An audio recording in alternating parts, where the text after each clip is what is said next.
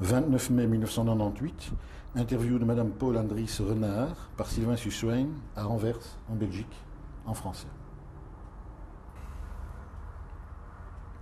Je m'appelle Sylvain Suswain. Nous sommes le 29 mai 1998 à Anvers, en Belgique, et je mène une interview avec Madame Paul Andries Renard.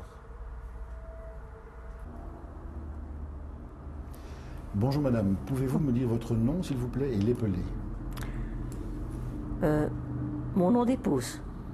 Votre nom de jeune fille et votre nom d'épouse?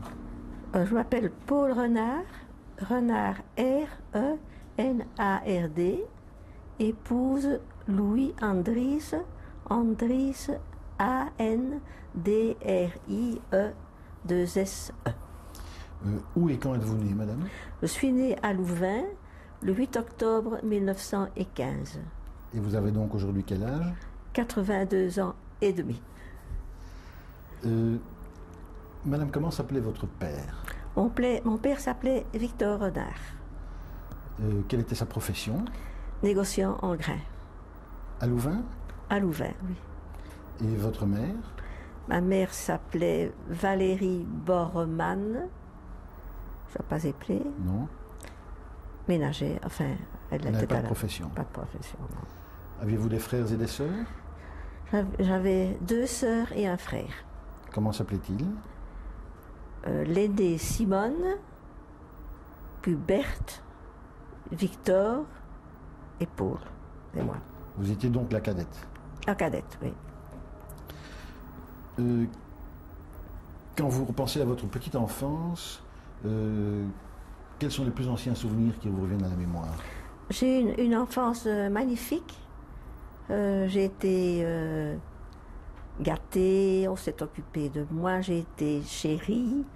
J'étais même trop gâtée, paraît-il. Et oui, toujours entourée de mon père et de ma mère, donc. Et mes frères et sœurs, comme ils étaient plus âgés que moi, j'étais la plus petite et on me gâtait aussi. Et tout a été magnifique jusqu'à peu près mes 21 ans. Pourriez-vous décrire la maison de votre enfance? Oh, la maison, on a souvent déménagé. Je suis née à Louvain au Canal. Oui. En 15 ans. Je crois qu'un an après, on a déménagé à Bruxelles, avenue de Tervure. La maison existe encore. Et puis, on est revenu à Louvain, au boulevard de Tirlemont. Et ma mère aimait le beau, en tout, et mon père était un fan de beaux jardins.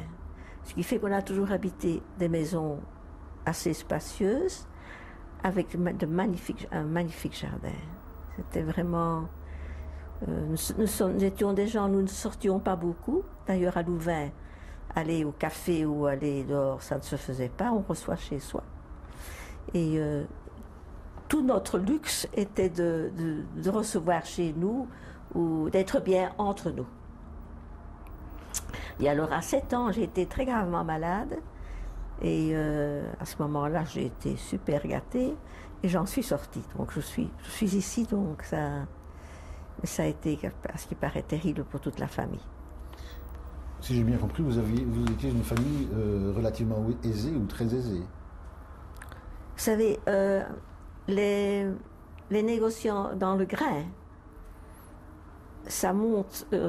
Aujourd'hui, vous êtes riche, demain, vous n'avez plus rien. C'est très fluctueux, cette histoire-là. Les grains, ça va. C'était en grand, hein, c'était par wagon ou par bateau que ça se vendait. Donc, je crois que j'ai eu une jeunesse un peu dorée. Sur le plan des études, quelles études avez-vous suivies? J'ai fait mes primaires à Louvain, puis je suis allée pour faire mes études supérieures à Bruxelles, en pension. Et alors, je suis rentrée chez moi. Donc, et en 1938, j'ai commencé mes études d'assistante sociale. Et sur le plan religieux ou philosophique, quelle était l'atmosphère dans laquelle vous baigniez à la maison? Oh, à la maison, on était très... peut pas dire qu'on était catholique. On allait à la messe le dimanche. J'étais dans une école catholique parce qu'à Louvain, à ce moment-là, les gens mettaient leurs enfants à l'école catholique. Le milieu c'était mieux fréquenté. Je crois que c'était une des raisons. Et oui, à Bruxelles, mes sœurs sont allées dans une institution laïque. Mais à Louvain, ça n'existait pas. Ou bien c'était, je crois, en flamand. Donc je fais mes études en français. Vous étiez une famille francophone? Oui. Mon père était du Brabant wallon et ma mère était d'Alost. Mais à la maison, on parlait français. Même les servantes parlaient français. Ça, c'est plutôt rare. Hein? Puisque vous parlez de servantes, en dehors des membres de votre famille, donc vos parents, vos frères et sœurs et vous-même, est-ce qu'il y avait d'autres personnes qui ont partagé votre domicile, même pour de courtes périodes? Nous avons toujours eu 2 servantes qui habitaient à la maison. Et en dehors de ça? Et quand j'avais ma seconde sœur, avait la sclérose en plaques. Et quand elle a... C'est une maladie qui va tout doucement, qui augmente progressivement, et à sa maman, il n'y avait plus moyen de nous s'en occuper nous-mêmes, et alors nous avons pris une infirmière à domicile. Et cette infirmière habitait aussi chez nous. Est-ce que, avant la guerre, à n'importe quel moment, vous avez logé ou abrité des personnes réfugiées d'autres pays? Oui, je me souviens, je devais avoir 7 ans, je crois. Il y a eu quelque chose en Hongrie, je ne sais pas quoi. Mais on a demandé de prendre des enfants. Donc, ça avait moyen. Et je me souviens de cette petite fille, je suis allée la chercher à la gare. On avait pris quelqu'un qui avait mon âge. Donc, elle est restée chez nous, je ne sais pas combien de temps, quelques mois, parce que je sais bien, on partait toujours à la mer au mois d'août. Elle est venue avec nous à la mer. Et elle doit être repartie en octobre, je suppose. C'était pour une période déterminée. Hein? Et nous n'avons plus jamais rien entendu d'elle. Et c'est très dommage. C'était une enfant de votre âge? Est-ce que c'était votre compagne de jeu pendant la période où elle était chez vous? Ah oui, elle avait mon âge. Ils étaient d'ailleurs habillés toujours de même. Ma mère avait fait que nous ayons parce qu'à la maison, on avait aussi une lingère qui faisait les réparations, repasser les pantalons de mon père, des histoires pareilles, et qui faisait notre petite robe. Et alors, la petite avait toujours les mêmes robes que moi. Nous étions habillés identiquement de même. Et parlait-elle le français? Pas en arrivant, mais ça a été. Des gosses, ça s'arrange toujours. Hein? Oui. Je la vois encore devant les yeux. Oui. Donc vous avez fait des études, si j'ai bien compris, d'assistante sociale à Bruxelles. Oui. Jusqu'en quelle année? J'ai vu que j'avais terminé en 41. Donc vous étiez encore étudiante? Pardon, quand la guerre, oui. J'allais passer les examens de première année, quand la guerre s'est déclarée en mai 40. Quel souvenir avez-vous d'avant la guerre, donc les 2 ou 3 ans qui précèdent la guerre? Avez-vous des souvenirs de conversations dans votre famille ou dans votre entourage concernant l'évolution politique en Allemagne, ce qu'il fallait faire, ce qu'il ne fallait pas faire, ce qu'on craignait? Non, je me souviens à ce moment-là, c'était le début du rexisme. Oui. Et naturellement, comme j'étais jeune, j'avais des copains étudiants. Et c'était la grande discussion. Les uns disaient Rex vaincra. Moi, je disais non, il ne vaincra jamais. Et c'était une... Oui, et il faut aussi dire que les dernières années, avant la guerre, la firme de mon père, allez me dire que c'est peut-être enfin ça a joué un rôle. La firme de mon père a fait faillite. Et du jour au lendemain, c'était fini enfin. Que s'est-il passé alors? Qu'est-ce qui a changé dans votre vie à ce moment-là? Tout, parce que nous n'avions plus rien. Je suis allée habiter chez mon grand-père avec ma mère. Mon père est mort. Et oui, et de chez mon grand-père, j'ai commencé mes études d'assistante sociale.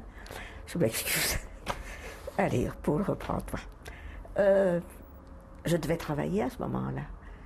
Mon père avait toujours dit, mes filles ne devront jamais travailler, mais là, il s'était un peu trompé. Et donc, j'ai commencé mes études sociales habitant chez mon grand-père. Mais alors, je suis, un certain moment, après 1 an, je ne m'entendais pas tellement bien avec lui, parce que c'était un homme très, très, très strict. Et je suis allée dans une maison de jeunes filles à Bruxelles. Je logeais là. Et c'est alors, donc la guerre s'est déclarée quand j'étais là. Au moment où la situation de votre père a changé, vos frères et sœurs étaient plus âgés que vous. Est-ce qu'ils avaient déjà quitté la maison ou étaient-ils encore là? Ma sœur, qui avait la sclérose en plaques, vivait encore. Et mon frère était marié. Et ma sœur avait quitté la maison aussi. Donc, il n'y avait plus que moi. Enfin, moi et ma sœur, naturellement. Quels étaient vos sentiments dans les années avant la guerre, puisque vous avez parlé du rexisme, vous pourriez peut-être expliquer aux gens qui verront cette cassette en quoi ça consistait, quels étaient les buts de ce mouvement, en 3 mots? Ce mouvement, c'était des fascistes. Ils voulaient gérer la Belgique et oui, un peu le genre allemand. Et d'ailleurs, ce qu'il a fait pendant la guerre, c'est pas un... Enfin... C'était une catastrophe, ce rexisme. Mais c'était un type qui démolissait tout et qui ne construisait rien. Donc c'était vraiment un fasciste. Et leur chef s'appelait Léon de Grelle. Léon de Grelle. Il était louvaniste. Oui. Il n'habitait pas tellement loin de chez moi. Est-ce que vous avez souvenir de discussions violentes avec des amis ou des relations sur le plan politique avant la guerre? Pas tellement, non. Non, on disait ça, mais violente, non. C'est pas pour ça qu'on... Je n'ai pas eu des amis qui étaient vraiment pour de Grelle. Hein. Et d'ailleurs, ils étaient jeunes, ils avaient mon âge aussi. Où vous trouviez-vous et que s'est-il passé pour vous au moment où la guerre est arrivée en Belgique? J'étais à Bruxelles. Et que s'est-il passé? J'avais très peur des Allemands. J'avais très très peur des Allemands parce que toute ma vie à la maison... ma mère et mon père ayant vécu 14-18, à Louvain, ça a été terrible. Et on m'a toujours fait un portrait très noir des Allemands. Et j'avais peur des Allemands, je les haïssais avant de les connaître. Et la première fois que je les ai vus à Bruxelles, c'était à la rue Haute. Et je me suis collée contre le mur en me disant, ils vont me faire quelque chose. Mais après, ça a changé. J'ai su les regarder quand même. J'ai essayé de les rouler, ça j'ai fait. En général, en Belgique ou dans votre entourage, là où vous viviez, qu'est-ce qui a changé au début et un peu plus tard du fait de la présence et de l'occupation allemande? Dans ma famille, vous voulez dire? En général et pour vous personnellement. Moi, ça a beaucoup changé parce que j'ai vu la vie autrement. De mon petit cocon où j'avais vécu, donc j'ai dû me battre et m'insurger contre la façon dont les Allemands se conduisaient. Ma mère n'a pas tellement souffert parce que elle habitait chez mon grand-père et puis quand mon grand-père est décédé, elle est venue habiter Bruxelles. Donc je suis allée habiter avec elle. Mais à ce moment-là, oui, on faisait comme si les Allemands n'étaient pas là, on essayait de ne pas les voir. Est-ce que la vie était plus difficile sur le plan matériel?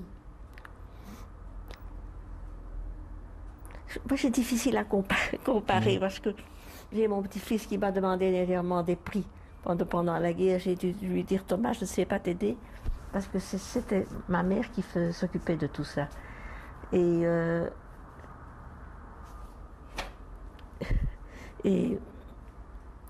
la vie était peut-être pas... Il fallait regarder, c'est bien simple. Est-ce que vous avez eu, est-ce que vous avez été informé ou est-ce que vous avez vu que des mesures particulières étaient prises à l'encontre des Juifs? À ce moment-là où j'habitais, je n'avais encore rien vu à ce moment-là. Je parle en 40, fin 40, comme ça. Oui. Mais un jour, je rentre chez moi Et j'ai rencontré de policiers allemands qui m'ont demandé est-ce qu'il y a une autre sortie ici dans l'immeuble. Je ne savais pas pourquoi. Et puis j'ai appris qu'il y avait des juifs qui habitaient dans notre immeuble en bas. Je ne le savais pas. Mais heureusement, ces gens étaient partis. Donc, mais c'est la première fois que je me suis dit vraiment, c'est vrai, on les pourchasse. Parce que je n'habitais pas à Anvers. À Bruxelles, la ville est beaucoup plus grande et un quartier ne sait pas ce qui se passe dans l'autre. Et donc vous étudiez la première année de la guerre? J'ai étudié la première, pas tout à fait, j'ai étudié et travaillé en même temps. Parce que donc, lorsque les Allemands sont arrivés, ils avaient devant eux tous ces étrangers de tous les pays de l'Est et tout ça, qui fuyaient les Allemands. Et on a ouvert à ce moment-là un centre d'accueil où ils pouvaient passer une nuit. Et ils venaient là, et certains continuaient. Ils allaient vers la France, où ils cherchaient un endroit où aller. Et d'autres sont restés. Il y en avait, je crois, une trentaine, je crois. C'était surtout des Polonais, des femmes, enfants.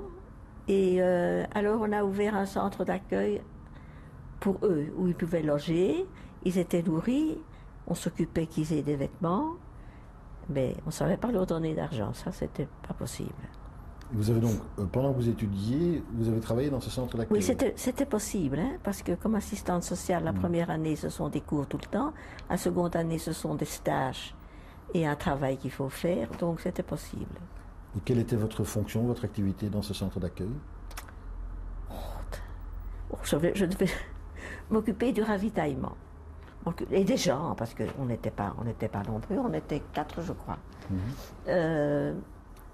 Donc, on m'avait donné la fonction d'essayer de trouver de la nourriture. Et je sais me montrer très gentil quand je veux, ce qui fait que j'allais dans les ministères. Et j'étais toujours très bien avec les...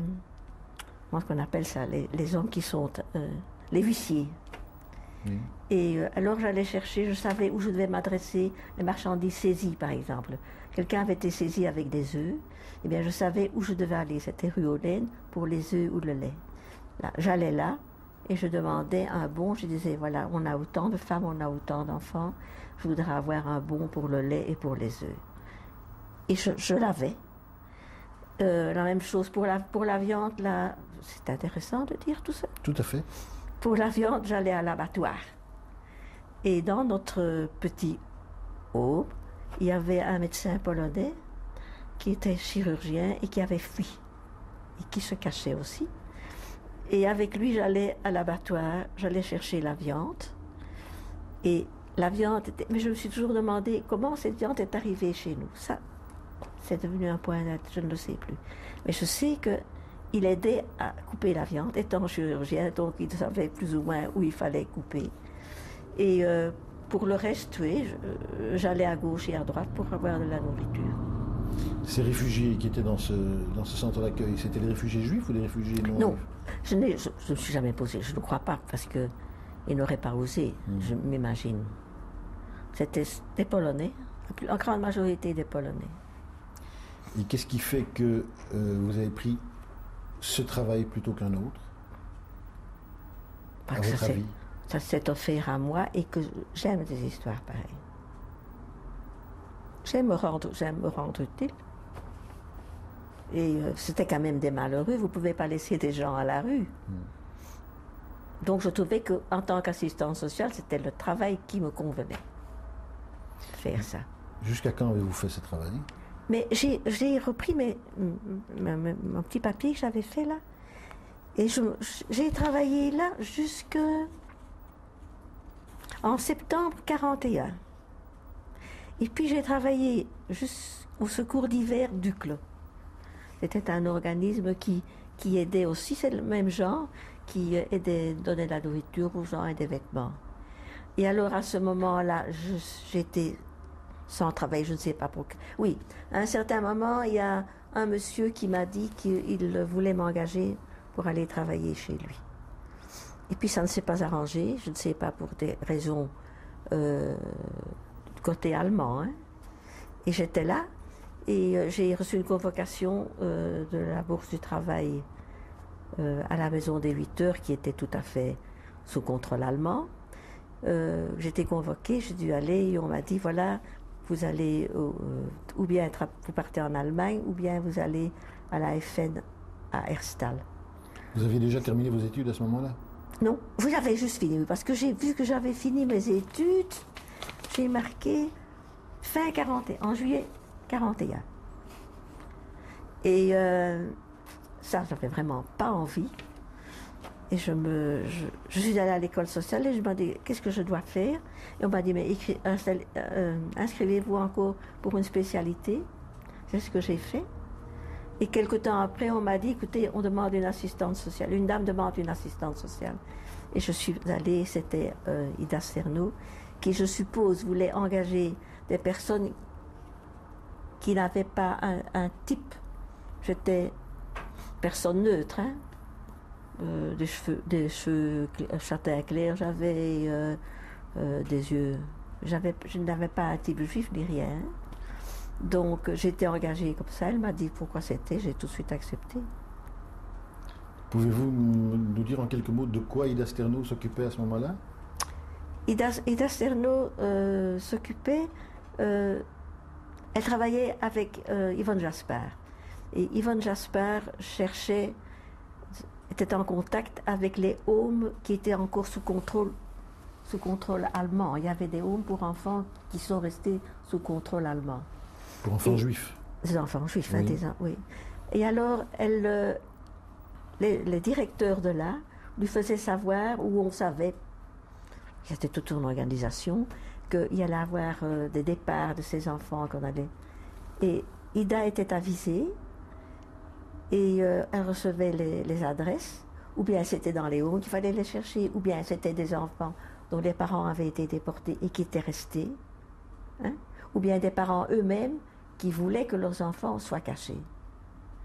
Donc tout ça venait par l'intermédiaire de Yvonne Jospin, chez Ida Sterno, qui, elle, faisait travailler les 3 assistantes sociales qu'elle avait et nous envoyait là ou là ou là, à gauche et à droite. Donc quand on vous a contacté, quand vous avez rencontré Ida Sterno pour la première fois, oui. Que vous a-t-elle dit? Elle m'a dit voilà, que c'était, parce que je trouve qu'elle a eu une confiance énorme en moi, parce qu'elle ne me connaissait pas. Et elle m'a tout de suite dit que c'était pour cacher des enfants juifs. Un organisme qui s'occupait de cacher des enfants juifs. Vous avez accepté tout de suite? Ah oui, bon. Vous ne l'auriez pas fait. Est-ce que vous étiez conscient du danger que cela pouvait représenter? Écoutez, si on commence à dire il y a ci ou il y a ça, alors on ne fait rien. Vous ne pouvez quand même pas laisser faire ce que les Allemands ont fait. Déjà pendant la guerre, on faisait tout pour contrecarrer les Allemands. Sauver des gosses. Vous savez, pour moi, des gosses, c'est quelque chose de sacré. Hein. On ne peut pas toucher à des enfants. Est-ce que vous saviez à ce moment-là ce qui risquait de leur arriver éventuellement? On ne pense même pas que ça pourrait arriver. Je n'ai pas pensé une seule minute. Il n'y avait qu'une chose, je ne voulais pas que ma mère le sache, et mon frère, parce que je ne voulais pas, au cas où il serait arrivé quelque chose, que eux aient des ennuis. Non, mais ma question était, saviez-vous de quoi vous les cachiez? Ce qu'ils risquaient, eux, les familles juives, les enfants juifs, s'ils étaient pris par les Allemands. Aviez-vous par exemple ça, je savais qu'ils étaient expédiés. Oui. Ça, je savais. Aviez-vous assisté à des rafles? Non, moi je n'ai jamais assisté à une rafle, jamais. Avez-vous déjà vu des gens se promener avec des toiles juives? Oui, ça j'ai vu. Oui, j'ai rencontré Madame Perelman qui se promenait avec une belle étoile juive. Ce qui me choquait un petit peu, enfin. Comment les gens réagissent-ils en rue, en général, quand passait quelqu'un avec une étoile? Mais dernièrement, je parlais avec une amie qui recherchait une compagne juive, et elle me disait, à l'école où elle était, des compagnes sont arrivées avec l'étoile juive. Et à ce qui paraît qu'il y en a le lendemain qui ont aussi mis une étoile. Donc je crois que les gens étaient très sympathisants pour les victimes, au fond, pour les juifs. Je ne crois pas qu'il y ait jamais personne qui est, pas tout au moins dans le milieu que nous fréquentions. Donc vous êtes en face de Madame Sternot, qui vous dit: on vous propose de faire quelque chose de dangereux, de vous occuper, de sauver, de cacher des enfants. Vous acceptez tout de suite? Oui. Et c'était un travail qui avait une couverture officielle? Vous étiez rémunéré officiellement? Non, c'était pas officiel, c'était clandestin. Hein. Donc on travaillait, on était trois, on travaillait tous les trois sous un autre nom. Donc il y avait donc vous, André Guelaine, qui n'avait pas changé de nom, je ne sais pas pourquoi, et Claire Murdoch, qui travaillait sous le nom de Catherine. Et vous travailliez sous quel nom? Solange. Et on se voyait, au début, on ne s'est pas beaucoup vus, on ne se voyait pas souvent, nous trois. De temps en temps, une petite réunion chez Claire Murdoch, et ou quand il y avait des visites médicales des enfants qui devaient partir dans des colonies de vacances, il fallait aller avec eux à la visite médicale. Hein. Et alors André venait avec les siens, moi je venais avec les miens, et Claire venait avec les siens. Ou quand on apprenait qu'il allait avoir une rafle dans une... alors on a une fois transporté à trois, tout un groupe d'enfants, de Wezenbeek jusque un peu passé Bruxelles. Pour la compréhension de l'histoire, parce que cette interview ne sera pas vue que par des Belges qui connaissent les événements tels qu'ils sont passés en Belgique, est-ce que vous pourriez tracer un organigramme, enfin expliquer comment fonctionnait cette organisation, qui faisait quoi, quelles étaient les mesures de sécurité, qui connaissait qui, etc. Donc, en haut, oui, en haut se trouvait donc Madame Jaspers. Attends, je l'ai inscrit. Oui. Hein. Madame.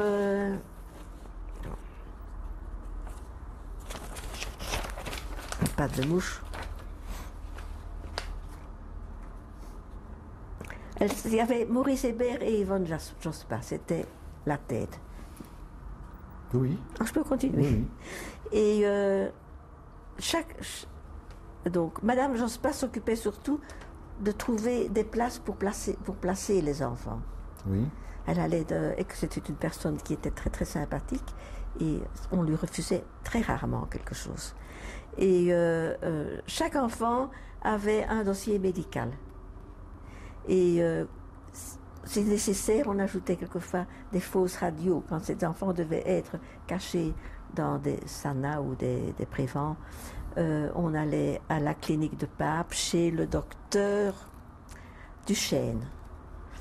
Et là, on faisait les papiers nécessaires. À ce moment-là, on disait aux enfants, non, tu ne t'appelles plus Simon ou Samuel, tu t'appelles dorénavant. On cherchait un autre nom et un autre nom de famille. On lui disait ça au moment où vous allez à la visite médicale. Hein. Donc nous allons continuer sur la prochaine cassette parce que celle-ci se termine. Oui.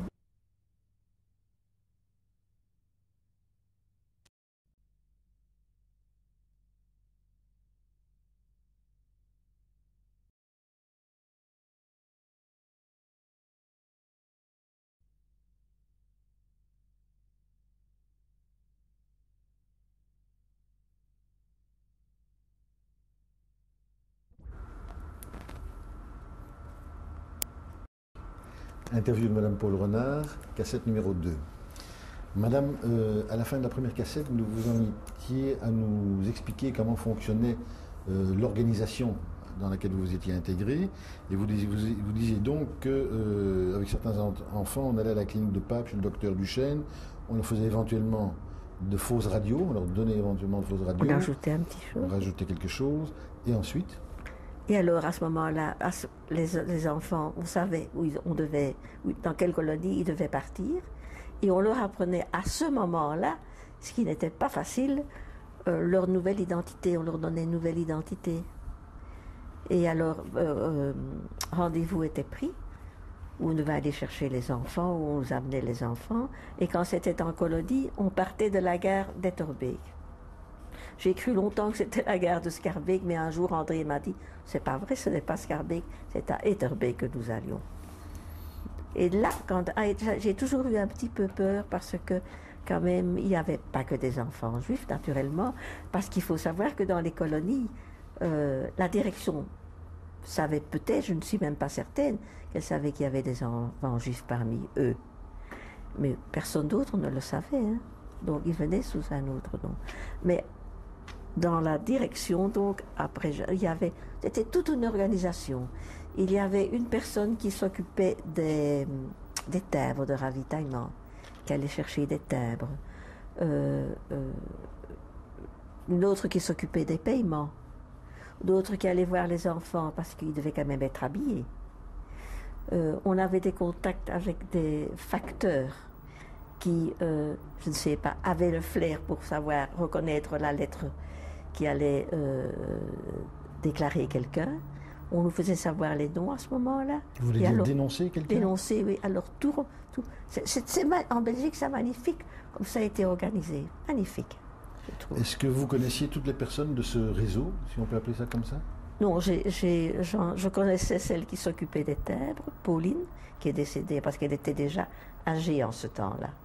Et elle, j'ai vu, je l'ai rencontrée, Pauline. Vous ne connaissiez pas les autres personnes? Non, non. Est-ce que c'était par mesure de sécurité? Est-ce qu'on vous C'était avait expliqué? c'était par mesure de sécurité. Enfin, c'est comme ça que je l'ai compris. Parce que si l'une était arrêtée, elle savait, oui, on savait dire que je ne savais pas que... Avec Claire Murdoch, je savais que c'était Murdoch parce qu'on allait chez elle. Mais André, elle habitait avec Jeanne, enfin, Ida Sterno, qui était Jeanne pendant la guerre. Et André, c'est André Guelen, oui. Mais qui avait gardé son nom. On a commencé à peu près en même temps, je crois, André et moi. Mais vous connaissiez l'adresse d'Ida Sterno? Vous connaissiez l'adresse Je suis allée... Non, André habitait avec Ida. Oui. Donc je suis allée chez Ida pour être engagée. Oui. Mais je sais y aller, mais je ne sais plus le nom de la rue. C'est une rue dans la chaussée de Waterloo et puis il fallait prendre à gauche. Oui, ça donc, je me souviens. Apparemment, sur le plan de la sécurité, il y avait quand même des lacunes. Si on vous avait arrêté, vous auriez connu l'adresse. Oui, oui. Écoutez, de toute façon, il y avait du danger sur nous. Oui. On arrêtait parce que, naturellement, on nous donnait les adresses. Hein, mais nous ne pouvions pas le garder, l'adresse. Nous devions bien lire, bien retenir, déchirer. C'est pour ça qu'on n'avait pas trop de choses à faire le même jour. Est-ce que vous vous souvenez de votre première intervention dans cette organisation? La première fois que vous avez... Je ne sais pas la première intervention, mais la première qui m'a frappée, oui. C'est quand on m'a envoyé à Anvers. Pour commencer, je ne connaissais pas bien Anvers, parce que je ne suis pas anversoise, et que j'ai dû aller trouver une maman pour lui dire de me donner ses 2 enfants. Et ça, j'ai pas oublié. Et j'ai essayé par André de retrouver ça, mais comme ne connaissant pas bien Anvers, je dois m'être trompée de rue en lui expliquant à André. Et je veux bien savoir ce que ces gosses sont devenus. Vous souvenez-vous comment ça s'est passé? Vous pouvez nous raconter comment ça s'est passé quand vous êtes arrivé là-bas? C'était très, très difficile, pour plusieurs raisons. La toute première, c'est que cette femme parlait yiddish. Moi, je ne parle pas yiddish. Elle ne parlait pas français ni flamand? Elle parlait flamand et yiddish. Donc, oui. En flamand, je me suis débrouillée. Oui.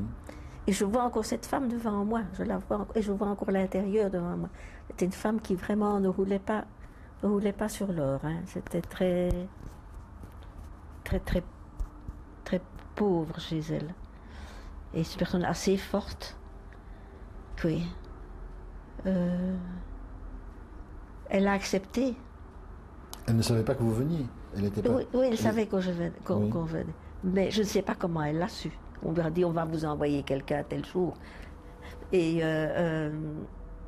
oui, il a été décidé donc que je reviendrai chercher les enfants. C'est alors que je lui avais dit, faites un petit, oh, c'est trop pénible tout ça, un petit paquet pas trop grand, pour ne pas trop tomber dans l'œil des Allemands. Oui, on est allé la chercher, et c'est là la question, je ne crois pas avoir été chercher les enfants chez elle. Je ne le sais plus. Et quand j'ai dit ça à André, elle m'a dit, parce qu'André m'a accompagnée alors, pour aller les chercher. Et quand j'ai dit ça à André, elle m'a dit, non, on n'a pas été, elle dit, je crois qu'on a été les chercher avenue Plantin, Moretus. Enfin. Quel âge avaient les enfants à peu près? 5-6 ans, petite fille et un petit garçon. Et on est allé chercher, la maman avait fait un paquet noué, et arrivé à la gare, le paquet s'est défait, tout le bazar a roulé, on a raté notre train, et on a dû prendre le suivant.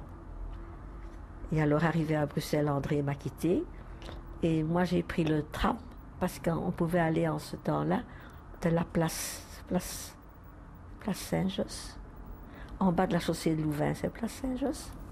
Je ne sais pas. Et il y avait un tram qui allait à Louvain en ce temps-là. J'ai pris ce tram parce que je devais être à l'abbaye de Parc à Louvain, donc c'était plus près pour moi d'aller par là. Et avec les deux gosses, qui ont été des gosses qui n'ont pas pleuré, hein. Au moment de se séparer de leur maman? Non, quand on me les a donnés, ils n'ont pas pleuré, c'était très... Et arrivés dans le tram, ils ont commencé à me dire qu'ils devaient faire pipi. Et je me suis dit, oh ça ne va pas. Alors je leur ai raconté des histoires, j'ai un petit peu chanté pour faire passer. Heureusement, le trajet était quand même d'1 heure. Hein. Et arrivé à Louvain, c'était pas loin du tram, je suis allée les conduire avec André, il y a discussion à ce sujet parce qu'elle ne me les retrouve pas dans un orphelinat. Et alors pour ces gosses, ils étaient de nouveau arrachés à quelqu'un qui faisait quand même le lien entre maman. Hein? Et oui, je les ai laissés là. C'est tout. Et c'est vous qui leur aviez expliqué leur nouveau nom? Oui, je ne sais plus comment. André me dit, je ne sais plus retrouver les nouveaux noms, non. Les anciens, les noms. Est-ce que c'est vous qui expliquiez aux enfants pourquoi ils changeaient de nom et ce qu'ils devaient cacher? Mais quand c'était des enfants qui étaient un peu plus âgés, hein, qui avaient 10 ans, ils comprenaient ça très bien, ces gosses. Hein. Oui. Ils étaient très mûrs pour leur âge. Et ils se rendaient compte que c'était un danger que de courir avec le nom qu'ils avaient. Et ça c'était... Ces gosses ont été merveilleux.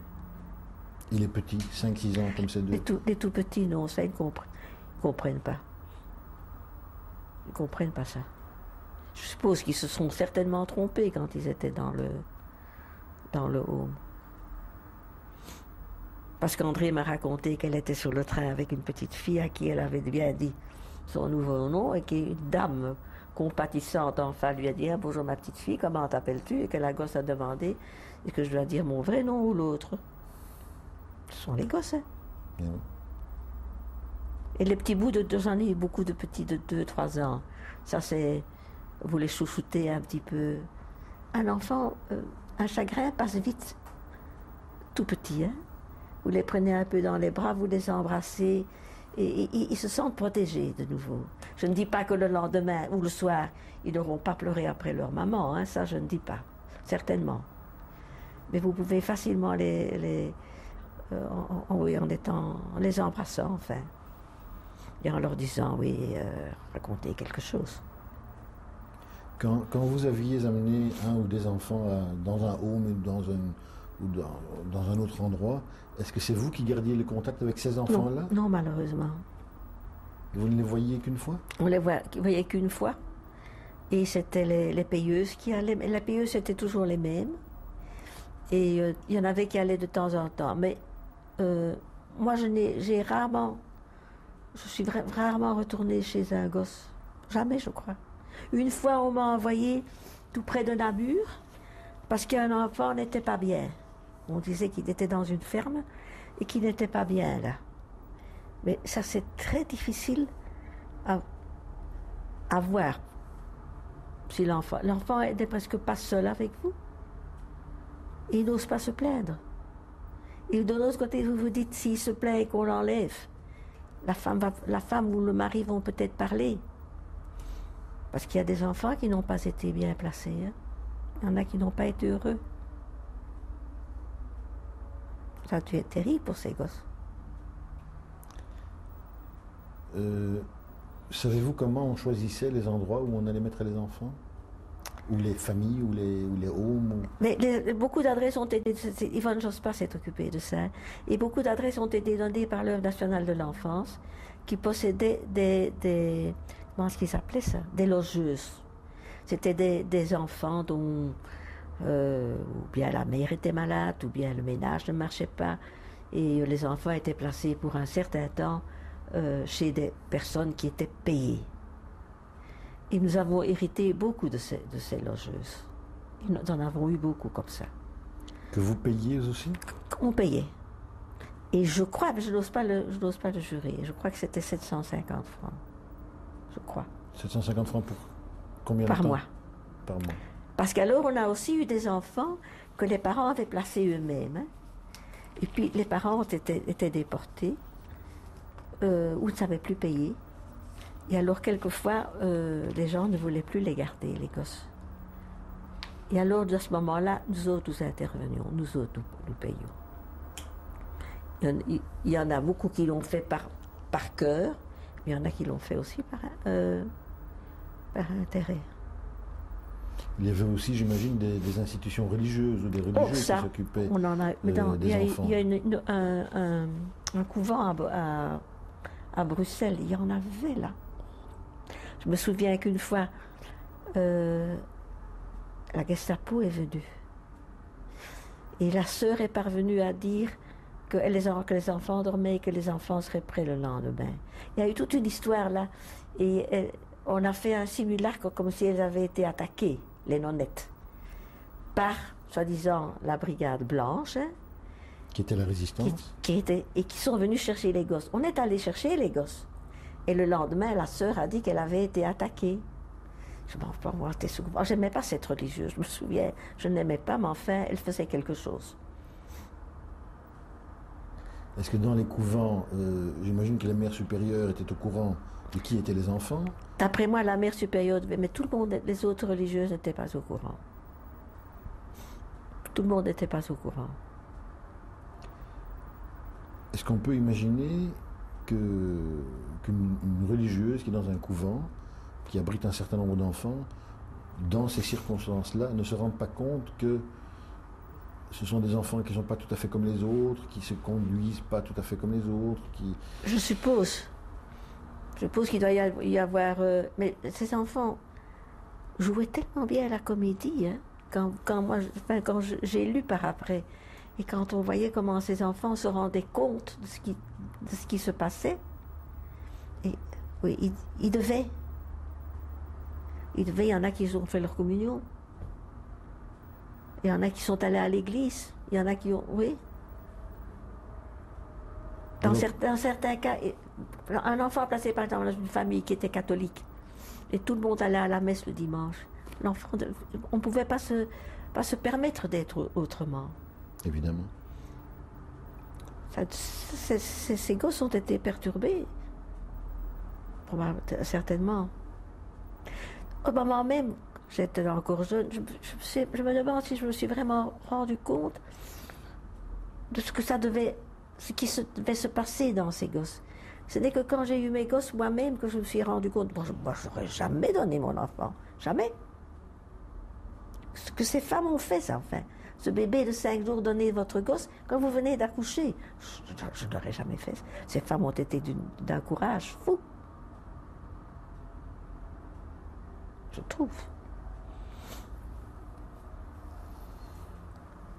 Avec quelle fréquence vous occupiez-vous d'enfants pour aller les amener tous les jours, tous les jours, on était en route. Tous les jours. Ou bien quelquefois, il y avait un bruit qui courait, qu'il y avait quelque chose dans telle institution. Bien, alors on allait voir ce qui se passait. Mais tous les jours, J'étais tous les jours en route, depuis le matin jusqu'au soir. Ou bien c'était aller chez une personne dont on avait fait savoir qu'il connaissait quelqu'un qui avait un enfant à cacher. On allait chez cette personne, on allait chercher l'adresse, on devait la ramener. Oui, on était toujours occupés. On en a caché beaucoup. Hein. Combien d'enfants ont été cachés en Belgique à peu près? Oui, je vais vous le dire, je l'ai marqué. 2571. 2571 enfants. Oui. C'est marqué dans le livre de Viviane Teitelbaum.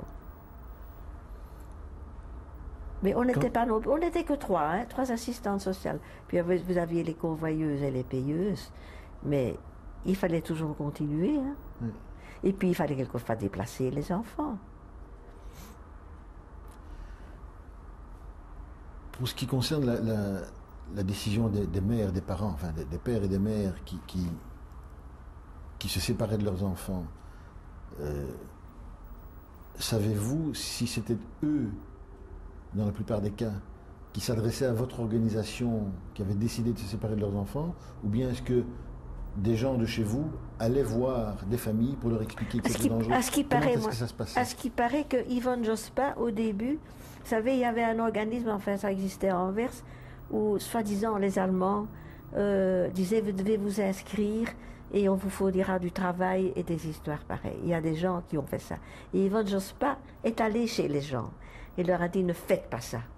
Ne vous inscrivez pas. Ne vous inscrivez pas et cachez les enfants et cachez-vous et tout ça. Et c'est comme ça que c'est venu. Donc des parents ont commencé par se cacher eux-mêmes avec leurs enfants. Et puis ça devenait de plus en plus dangereux. Quelquefois 4 enfants, un parent, papa et maman, ça ne savait pas vous cacher si facilement. Et alors ils ont donné leurs enfants pour les cacher. Et puis quand ils ont été arrêtés, quelquefois il y avait des enfants qui n'étaient pas là à ce moment-là. Et que quand ils sont rentrés, les voisins ont dit, papa et maman sont partis, ces voisins les prenaient. Et de bouche à bouche, on savait où il fallait aller.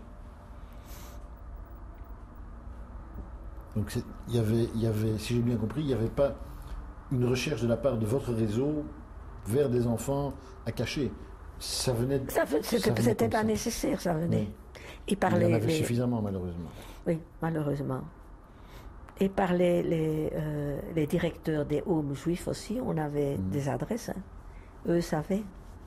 Je me souviens que j'avais rendez-vous avec le directeur de home d'Anvers, je ne sais plus son nom, dans un café chaussée de Charleroi.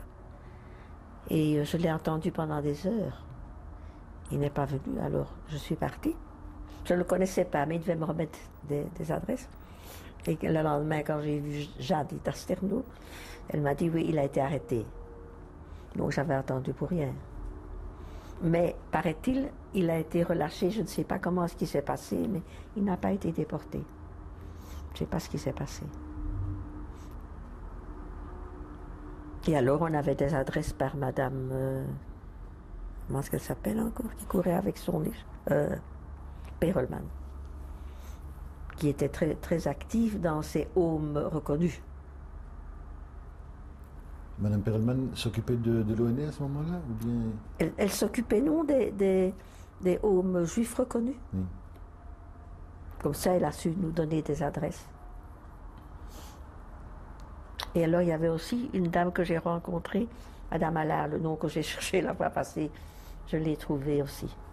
Dont le mari était professeur à l'UNIF, à l'ULB à Bruxelles. Et quel était le rôle de Madame Allard?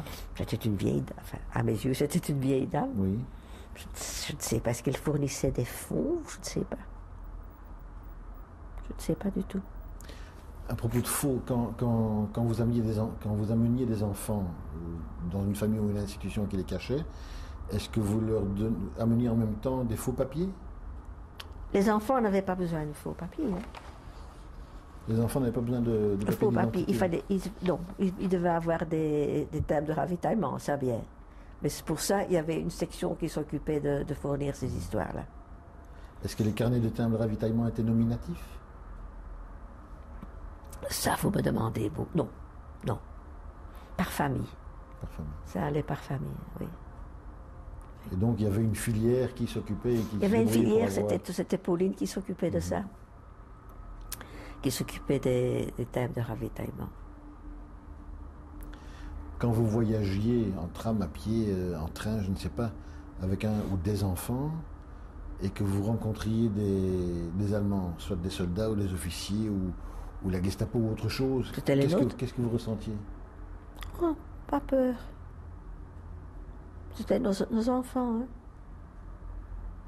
Naturellement, quand vous en ameniez, c'était un ou deux hein, de la journée. Oui. Donc ça pouvait très bien être votre gosse. Hein. Et une fois on en a amené quand on était trois. Et là on était moins tranquille, mais enfin ça s'est bien passé. J'avais beaucoup plus peur des policiers allemands, ou de ceux avec leurs plaquettes là. La Feldgendarmerie? Oui, là j'avais un peu peur. Pour quelle raison? Parce que ceux-là arrêtaient. Ils demandaient les papiers. C'était eux qui dans la rue contrôlaient les identités? C'est eux, par exemple, vous étiez sur le tram, hein, Oui. et tout d'un coup ils arrêtaient le tram, et il fallait descendre. Et les messieurs contre le mur, un fouillé, et les dames devaient montrer leur carte d'identité. Et c'est alors que je racontais la fois passée que j'avais une fausse carte pour un monsieur qui était caché dans la rue à côté de la gare du Nord, dans un bordel tout à fait au-dessus. Et j'avais mis cette carte d'identité, c'était des cartes d'identité en ce temps-là, à 3 volets. Je l'avais mis au milieu et ma photo tournée comme ça dans un mica. Je lui ai donné ma carte. Il n'a rien dit et j'ai pu continuer. Donc, Je n'ai pas traîné dans les environs, hein. J'ai continué. Il a donc eu Il en a main eu en votre main, carte il d'identité a avec la regardé, fausse à avec l'intérieur? la fausse au milieu. Il n'a pas été, n'était pas très intelligent, les Allemands. Hein. Mais vous n'avez rien laissé paraître. Ah non, je suis une comédienne. Hein. Non, Vous avez quel âge? je n'ai pas vite. J'ai beaucoup de sang-froid. Je suis très nerveuse, mais j'ai beaucoup de sang-froid. Et quand il y a quelque chose qui arrive, ou un bombardement, une histoire, je suis calme et effective. C'est bien que je le dise de moi-même, mais je suis comme ça, calme. Vous aviez quel âge à l'époque? J'avais, attendez, je suis née de 15, c'était en 43-44.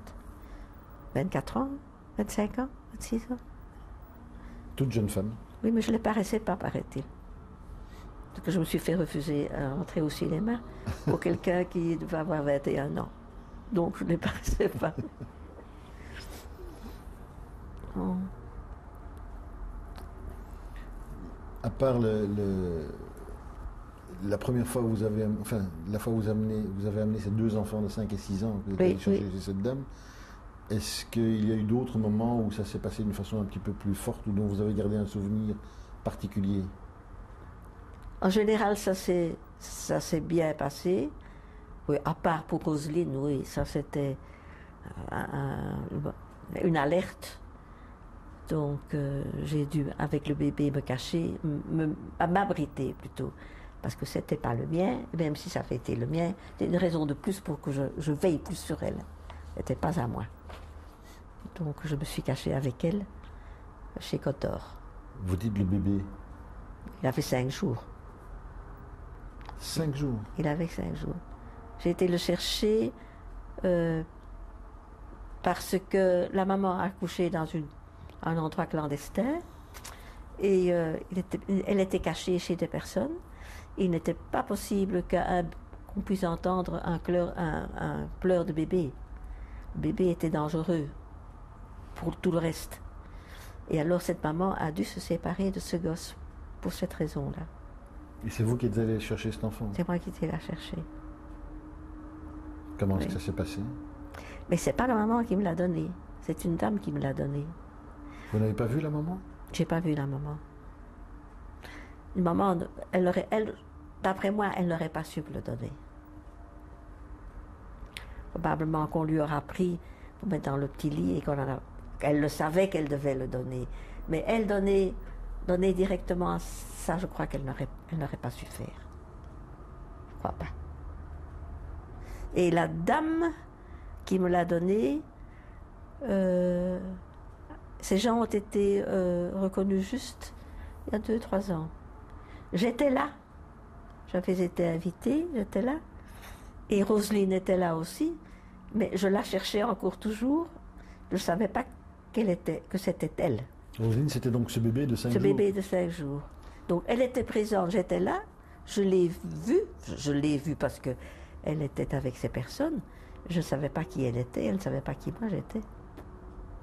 Et notez bien que quelqu'un m'a dit, c'était le jour de la réunion des enfants cachés à l'ULB, et quelqu'un m'a dit, oh, mais demande au haut-parleur, pose la question, est-ce qu'il y a personne qui connaîtrait un bébé? Et je suis une personne timide, je n'en ai peut-être pas l'air, et je n'ai pas osé. Et si je l'avais fait, je l'aurais connu plus tôt.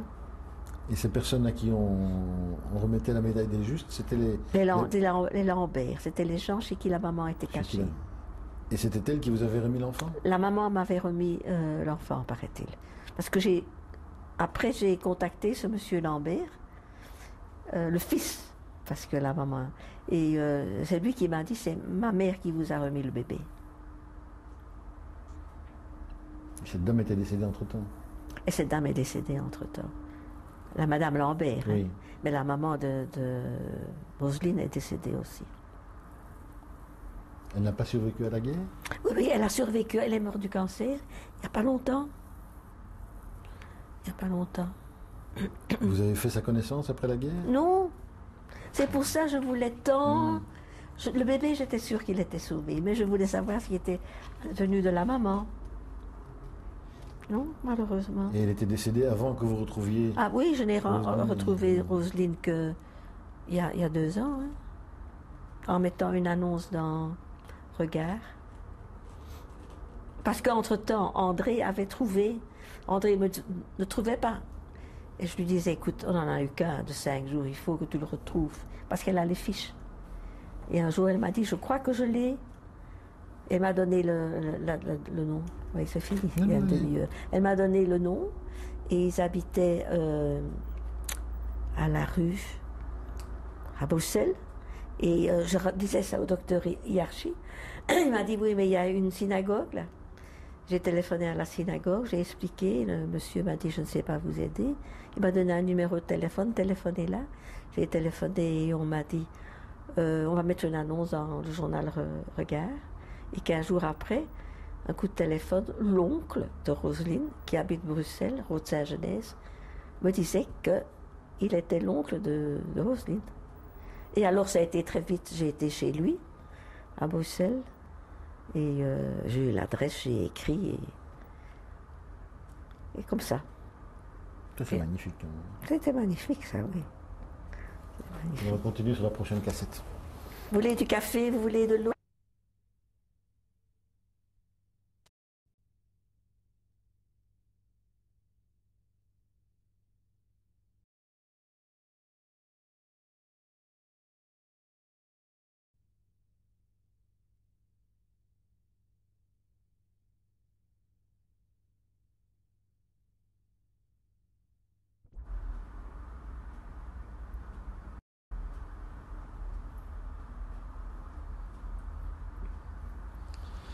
Interview de Madame Paul Renard, cassette numéro 3. Madame, vous nous disiez sur la cassette précédente que c'est finalement par l'oncle de Roselyne que vous avez fini par la retrouver. Oui, je dirais plutôt que c'est par le journal Regard que je l'ai retrouvée, grâce à cette annonce. Et donc, elle vous a écrit? Non, moi je lui ai écrit. Lorsque j'ai eu son adresse, je lui ai écrit très gentiment, m'excusant presque d'intervenir dans sa vie, enfin après tant d'années. Mais elle m'a avoué par après que son oncle l'avait prévenu, que j'allais la contacter. Donc ça n'a pas été vraiment une surprise pour elle. Mais elle était toute heureuse parce que elle m'a dit, maman, elle ne m'a jamais rien raconté. Et je ne savais pas, lui avait toujours dit qu'elle avait accouché à une clinique Sainte-Anne. Et c'était pas le cas. Donc, alors elle a retrouvé, la dernière fois qu'elle est venue en Belgique, elle a retrouvé un cahier de sa mère expliquant l'une et l'autre chose. C'est ainsi que ça commence un petit peu à s'éclairer pour elle. Mais enfin. Et- Mais je crois quand même que, malgré qu'elle était si petite, elle a quand même été, j'ai l'impression qu'elle est un peu perturbée. Elle ne sait pas très bien, enfin, ça va pas, elle va jamais l'entendre, hein. Elle n'est pas tout à fait bien sur ses deux jambes. Elle est un peu instable, d'après moi. Du fait d'avoir été une enfant cachée. Je me demande, peut-être, parce que les premières semaines, elle n'est pas retournée chez sa mère, paraît-il. On l'a mis dans une pouponnière. Et est-ce que c'est ça? Je n'en sais rien. Et son oncle m'a dit la même chose. Elle, un peu, il y a des problèmes de ce côté-là.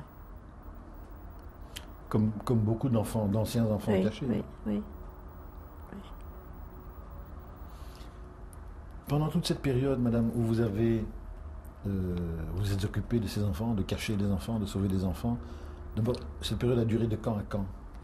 De 1er avril 43 je crois, à fin avril 45, hein?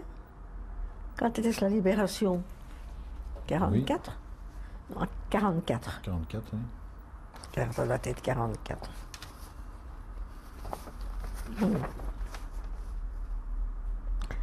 Oui. Je t'ai dit quel mois? Avril. C'est avril, oui. Et en juin 45, je suis partie en Allemagne, oui, c'est ça. Pendant toute cette période où vous aviez cette activité, qui vous prenait tout votre temps, Oui. est-ce que vous en avez parlé à votre mère? Non. Non. Pour Elle que croyait, faisiez-vous? elle croyait que je travaillais pour l'Œuvre nationale de l'enfance.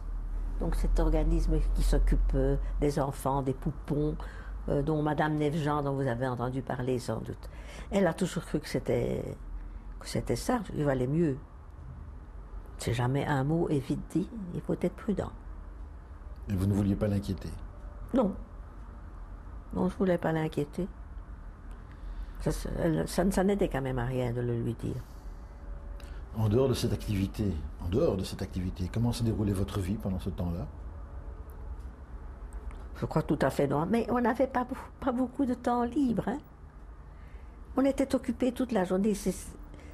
Toute la journée, je rentrais à 6 heures quelquefois. On était tout le temps occupés. Ou bien on devait aller porter chez une logeuse, porter quelque chose, ou du lait ou des histoires pareilles. On était vraiment très fort occupés. Oui, on avait les week-ends. Les week-ends, j'étais avec ma mère. Et puis, pendant la guerre, en cachant les enfants, j'ai rencontré mon mari. Donc, nous sortions quelquefois ensemble quand même, à la fin. Il faisait partie de cette même organisation? Non, non, non, non, non, absolument pas. Il était directeur du gaz pour voiture pendant la guerre. Il n'y avait pas d'essence. L'essence était pour les Allemands, hein. Alors, on avait trouvé un système avec des bonbonnes. Les gazogènes? Des bonbonnes, oui, Oui. sur les voitures. Oui.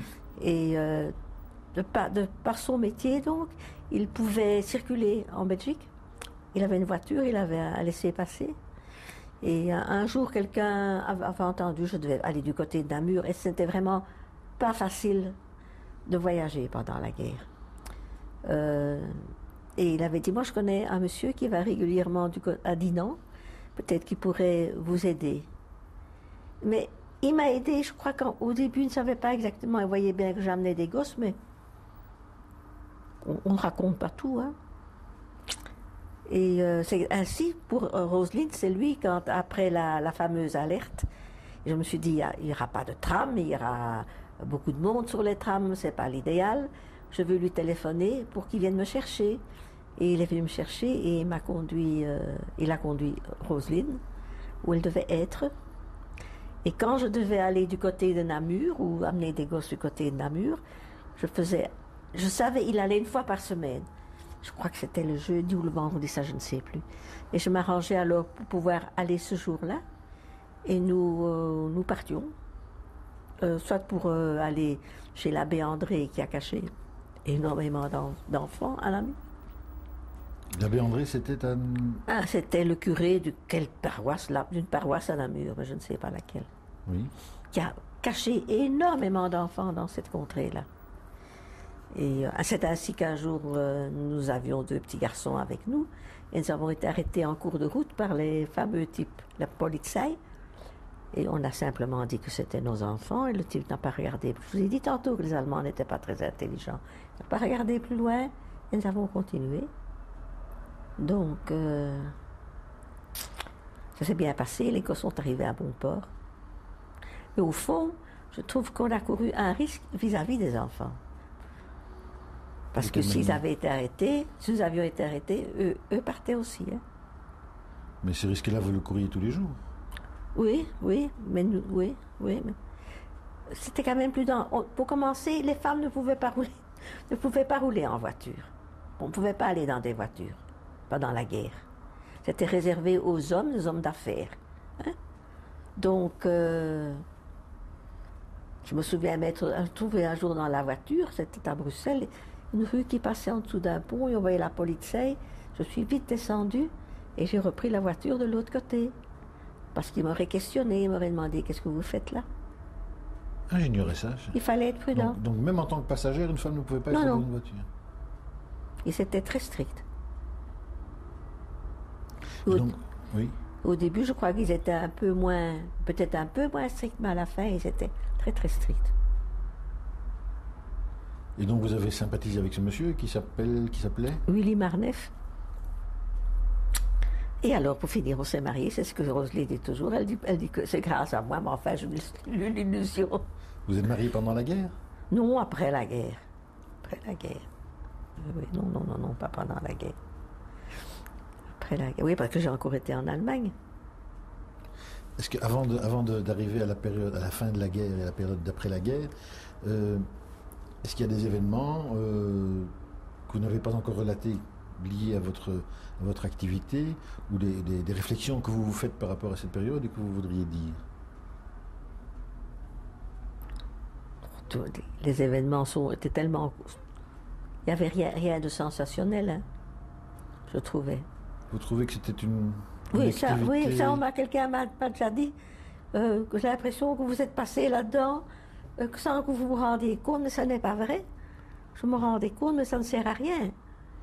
Mais vous le racontiez comme si j'allais tous les jours au bureau. Oui, mais on m'a dit ça. Mais c'était comme ça. J'ai eu de la chance. J'ai eu de la chance. Vous n'avez jamais été arrêté? Ida Sterno a été arrêtée. Je crois que c'est le jour où j'ai eu la police qui m'a demandé ma carte d'identité. Elle s'est fait arrêter, elle a quand même été à Malines. Oui. Les autres, il y en a une qui a été arrêtée, paraît-il, qui a été à Auschwitz, que je n'ai pas connue, moi. Hein. Donc ça, c'est une question il faut avoir de la chance dans la vie. Je trouve. Oui. Aussi? Oui, j'ai de la chance. En général, j'ai de la chance, oui. Je sais très bien réagir. Je ne laisse jamais tomber les bras. Donc même pour des histoires pareilles, j'essaie toujours de m'y retrouver et de trouver le mieux pour le gosse que je devais transporter, enfin. Est-ce que vous savez si d'autres organisations comme la vôtre ont fonctionné dans d'autres pays occupés et ont réussi à sauver autant d'enfants? En Hollande, quand je suis allée en Israël, maintenant, il y avait un couple hollandais là, et ils ont fait la même chose, mais en plus petit. Et il a passé à la TV, cet homme, parce qu'il m'avait dit, je passe à la TV dimanche prochain, j'ai regardé. Et il cachait les enfants. Et lui était tout jeune, il avait 21 ans ce temps-là. Il allait d'une famille à l'autre, il les déplaçait. Mais c'était pas sur la même échelle que nous autres. Nous autres, c'était sur une grande échelle, je trouvais. Oui, c'est la question que je pose. Apparemment, en Belgique, c'était extraordinairement organisé. C'est magnifique. Je trouvais... C'est pas moi qui l'ai organisé, donc je peux le dire. C'était magnifiquement fait. Magnifique. Comme tout ça allait, pas de problème. On pensait à tout. Est-ce que Oui, pardon. Il n'y a qu'à la fin qu'on a eu des problèmes quand la guerre était terminée, avec des enfants que les gens voulaient garder. On va y venir. Hein. Nous allons essayer de rester un petit peu dans la chronologie. Dans votre organisation, dans votre groupe, enfin vous connaissiez certaines des personnes.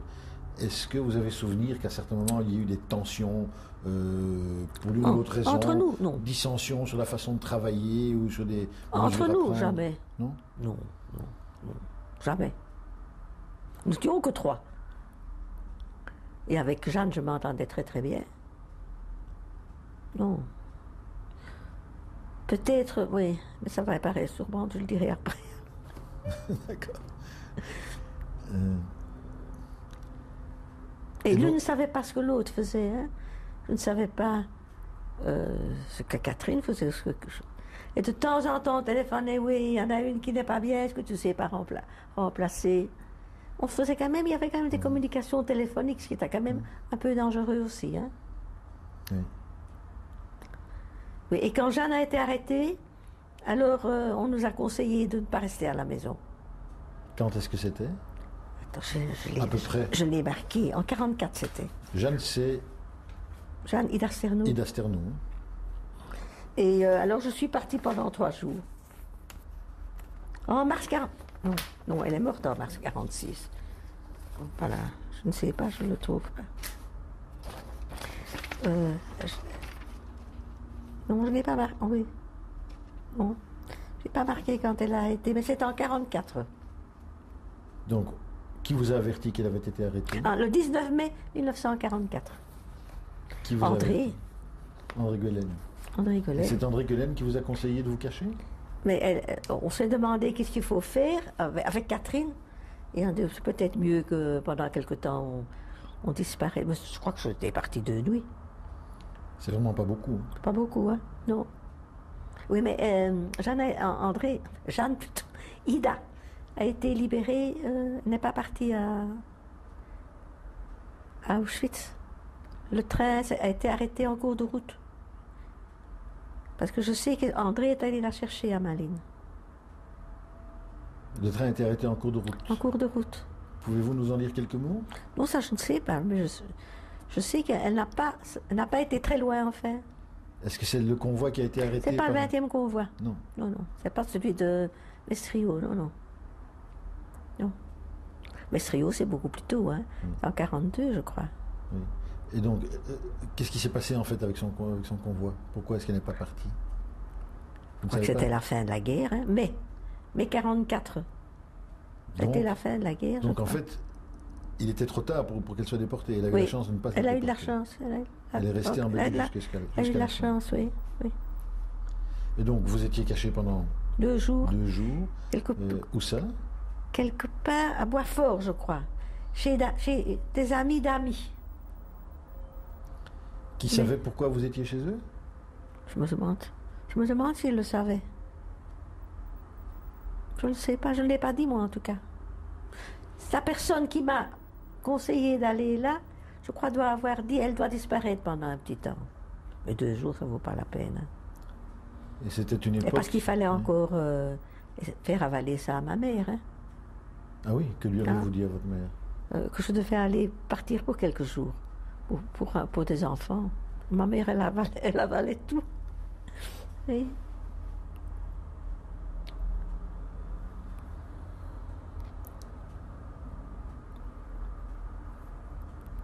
Comment la guerre s'est-elle terminée pour vous? Quel souvenir avez-vous de la fin de la guerre? Honte. Ou de la libération? Une joie. Vous ne pouvez pas vous imaginer comme j'étais heureuse que c'était fini. Comment l'avez-vous appris? Cet temps, quand on voyait les Allemands qui partaient, qui sur un vieux vélo, qui avec une vieille voiture, c'était vraiment risible la façon de... Ou bien sur des camions, avec tout ce qu'ils avaient volé, des manteaux de fourrure et des histoires pareilles. J'ai vu des choses... Mais malheureusement, j'ai pas pu aller, il y a eu des festivités, alors les gens sont sortis.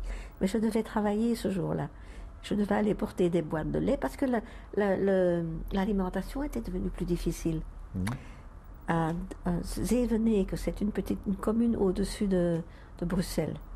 Donc je n'ai pas eu l'occasion de fêter tout ça. Vous avez continué comme avant? Ah oui, j'ai continué comme avant, oui. Je me souviens aussi que pendant la guerre, j'ai dû aller à un certain moment dans une banque. Une banque qui se trouvait à la place de Brouckère, un coin. Et je devais aller me demander plus la somme. Je sais que c'était une très forte somme, je devais toucher un chèque. Et j'étais fort embarrassée avant, en me disant, mais ils vont me demander pourquoi. parce que cette somme était assez forte. Mon mari a demandé du tout, je suis partie avec cet argent. Est-ce qu'ils étaient au courant? Et que, oui, ils me l'ont donné comme ça, et je lui ai donné ma carte d'identité, ça bien. Mais c'était pour l'organisme. Hein. En allant à la banque, ça vous inquiétait? J'étais inquiète. Parce que je dis on va me poser. J'étais pas inquiète d'être arrêtée, hein. J'étais inquiète pour les questions qu'on allait me poser. Mais on m'a rien posé aucune question. Parce que je crois que nous étions aidés par les Américains au point de vue finance. Hein. Par le Joint, je crois. Je ne sais pas. Pendant la guerre? Pendant la guerre, je crois bien. Je sais que pendant la guerre, on a eu des boîtes, des paquets. Des paquets. Mais pas pour nous, hein, pour nos gosses. Avec des boîtes de viande en conserve et des histoires pareilles. Et à la Libération, j'ai encore un peu continué. J'ai continué et je devais de nouveau aller à Namur. Donc j'arrive à Dinan, j'étais avec mon futur mari. Et je lui avais dit, dépêche-toi parce que le pont va être fermé et alors on ne s'est pas passé. Ils ferment de midi à 2h, les Américains étaient là. C'était juste à la Libération. Et quand je suis arrivée, et oui, en effet, c'était midi passé. Je suis sortie de la voiture, j'étais chez l'Américain et j'avais un papier d'aide AIVG, donc l'aide aux Israélites victimes de la guerre. Oui. Et j'ai donné ça à l'officier. Il m'a pris dans ses bras, il m'a embrassé. Il était juif. Donc ça c'était aussi un souvenir pour moi. Et il a ouvert le pont, on a pu passer. Oui. Combien de temps avez-vous continué à vous occuper des enfants après la libération? Pas tellement longtemps. Hein. J'ai quitté fin avril. Donc, quelques mois, je crois. Hein. Et pendant ce temps-là... Au début, on avait ces bureaux au boulevard du Midi. Je ne sais pas si vous connaissez Bruxelles, oui. Oui, oui. Vous aviez la Joc qui était de ce côté-là, nous étions de ce côté-ci. Et alors nous avions les déportés qui revenaient après un petit temps. Il y en a qui sont revenus. Et puis les gens qui venaient demander des nouvelles. Hein, nous avions les fiches quand même. Et ça c'était quand même assez pénible. Quand on pouvait retrouver ça allait, mais ça c'était assez pénible. Et puis alors il fallait s'occuper des enfants qui devaient être mis dans des homes juifs. À Bruxelles. Donc on n'avait pas retrouvé les parents, ou pas encore? Pas encore, mais c'était le tout début, ça. Hein. Il fallait quand même encore attendre. Hein. Mais ce travail a été repris par des juifs. Mais nous avons eu le cas d'un papa qui avait été caché toute la guerre. Et le jour de la libération, il est sorti. Il a été tué par un shrapnel. Quelle horreur. Ça, c'est une horreur. Hein. Ça, c'est une horreur. Et nous avons un enfant qui est mort aussi. Cette petite assez venue ou je ne sais pas quoi. Et c'est aussi un problème, question pour enterrer. Hein. Je ne sais pas. Pendant la guerre encore. Pendant la guerre, c'était aussi. Il y a un problème d'état civil, de papier, oui. d'autorisation. C'est pas moi qui m'occupais de ça, tout ça était clandestin. Hein. Oui, mais après la libération, ça n'était plus clandestin. Après la libération, ça n'était plus clandestin. Moi, ce que je dis, c'est passé pendant la guerre. Oui. Et donc, pendant quelques mois, vous avez continué à vous J'ai continué à m'occuper. Je suis venue à Anvers. J'ai même été invitée à un mariage à Anvers. Est-ce que vous avez eu l'occasion d'assister à des retrouvailles entre des enfants et des parents? Non, ça malheureusement pas. Qui vous les avaient confiés? Non, malheureusement pas. Non. J'ai vu un père qui venait chercher son gosse. On a pu lui dire où il était, mais je n'ai pas assisté à la rencontre, ça pas. C'était un Anversois, oui. Donc on a pu lui dire où était son enfant, oui, et il a pu aller le chercher. Oui, aller le chercher, oui. Mais là, il y a aussi eu des drames des enfants qui ne reconnaissaient plus leurs parents. Hein. Ça, c'est... Quel était votre sentiment après la guerre, pendant cette période-là, quand vous avez réalisé qu'au moins dans certains cas, des enfants que vous aviez aidés à cacher, à sauver, allaient retrouver leurs parents? Ça, c'était une joie, je l'espérais. Vous n'aviez jamais la certitude. Ces gens il y en a qui étaient éparpillés, il y en a qui ont été cachés toute la guerre à Bruxelles, il y en avait qui étaient partout, il y en a éparpillés partout. Hein. Il y en a quand même beaucoup qui ne sont pas revenus. Beaucoup d'enfants qui espéraient, parce qu'au fond, tous ces gosses avaient qu'une idée, revoir leurs parents, parce que même si les parents étaient arrêtés entre, on ne leur disait pas. Hein. Encore fallait-il que vous soyez au courant. Oui, mais quelquefois ça se savait. Tout ça, c'était Jeanne qui s'occupait, Ida qui s'occupait de ces histoires-là. Et André s'est occupé beaucoup aussi, parce qu'elle habitait avec Jeanne et quel était le sujet de conversation? Les enfants. Évidemment. Te voilà. Et à quel moment et pour quelle raison avez-vous cessé de vous occuper de ces enfants? Au fond, je n'aurais pas eu l'intention de cesser. Mais des ordres sont venus, je crois, de Paris. Il y a un monsieur qui est venu de Paris et il a décidé que les personnes non juives devaient quitter. Que les personnes non juives devaient quitter? Devaient quitter, que tout devait être entre les mains des juifs. Et à ce moment-là, je n'étais pas contente. Mais j'imagine. Comment avez-vous réagi? Je ne sais plus comment. Oh, râler. J'étais vexée, j'étais plutôt vexée. Et tout touchait Catherine Claire et moi-même. Nous deux, nous étions un peu. André a pu rester, elle. Oui. Elle habitait avec Jeanne et elle a pu rester. Et Pauline, celle qui s'occupait des timbres, est restée aussi parce que c'était une personne âgée. Donc elle est restée, mais elle est morte quelque temps après. Mais alors, Catherine et moi, oui, on a dit ça va, c'est comme ça. Et je crois que j'ai reçu mon préavis pour la fin avril. Et au début juin, je suis partie en Allemagne. Vous êtes partie en Allemagne? Dans les camps de personnes déplacées. Pouvez-vous me dire comment et pourquoi vous êtes parti là-bas? Vous auriez pu trouver un emploi à Bruxelles? Non, mais j'avais toujours dit que je voulais retourner en Allemagne et voir ce pays écrasé. Et oui, quand même, j'avais eu des réfugiés au début de la guerre et j'étais quand même utile là-bas.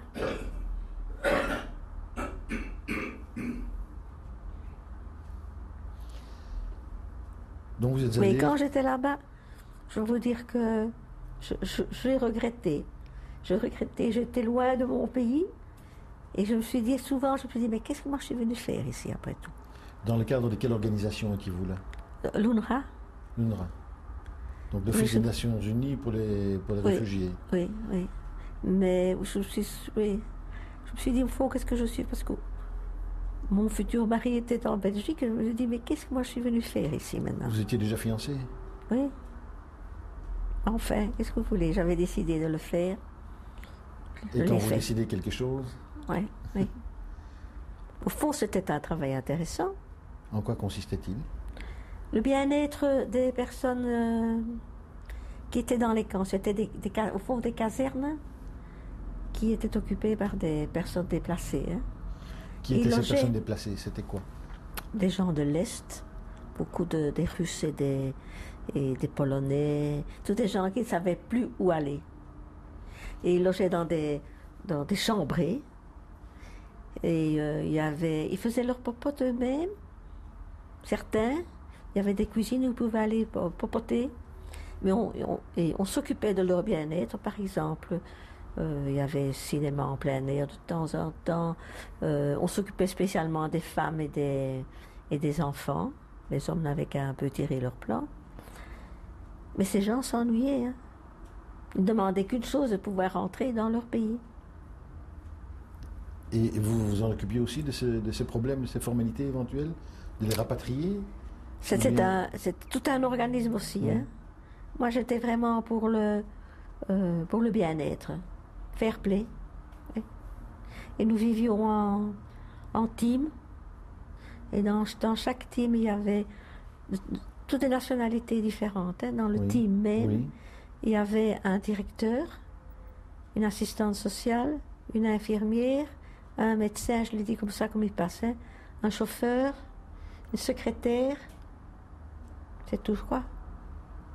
Et nous habitions, on avait réquisitionné la plus belle maison de l'endroit. Qui se trouvait où, l'endroit? À tout près de Cologne, on était la première Mhm. fois. Et on vivait là en famille entre nous. Et on travaillait le matin, on allait au camp, voir ce qu'il fallait être fait. Encore une fois, je m'occupais du ravitaillement. Oui. Il faut pas croire que j'aime bien de bien manger. Et j'allais avec un Anglais. J'allais dans les fermes parce qu'il me demandait si je voulais quelquefois accompagner. J'avais un plaisir fou quand je pouvais les obliger à donner. On réquisitionnait. Hein. Et ça faisait ma joie d'aller réquisitionner chez les paysans en me disant ils ont réquisitionné chez nous. C'était la récupération pour moi. Avez-vous d'autres contacts avec la population allemande Non. locale? Non, pas du tout. Pas du tout. Sur le plan administratif non plus? Non, on ne la cherchait d'ailleurs pas. Non, absolument pas. Absolument pas. Tout près de nous, il y avait tout pas loin de chez nous, il y avait un camp russe. De réfugiés russes? Non, de soldats russes. Oui. Ça, c'était quelque chose, hein. Enfin. Comment ça? Ils buvaient, faisaient du potin la nuit. Quand ils sont partis, parce qu'ils ont dû partir à un certain moment, ils ont tout brûlé. J'étais dans une école, ils ont tout brûlé. Les bancs, ils ont fait un feu de ça, ils ont tout brûlé. Mais les Allemands, à ce moment-là, étaient très pauvres, hein, parce qu'ils venaient au gris du camp pour essayer de récupérer des boîtes de conserve qu'ils n'avaient pas. Et alors, les gens du camp essayaient de le leur vendre. Il y avait une espèce de trafic. Il y avait un espèce de trafic, oui. Mais ils n'avaient rien, les Allemands, en ce temps-là. Hein.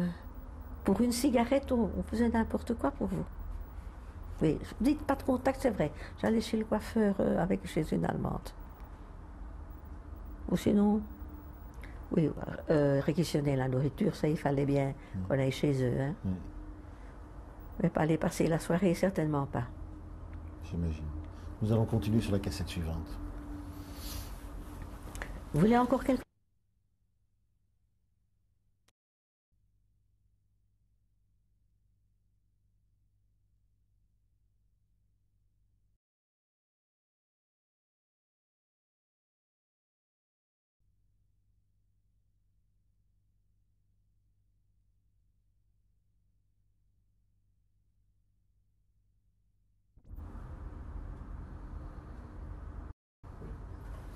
Interview de Madame Paul Renard, cassette numéro 4. Madame Renard, vous nous disiez que pratiquement le seul contact que vous aviez avec la population allemande, c'est que vous alliez chez le coiffeur. Oui. Est-ce que vous parliez allemand? Non.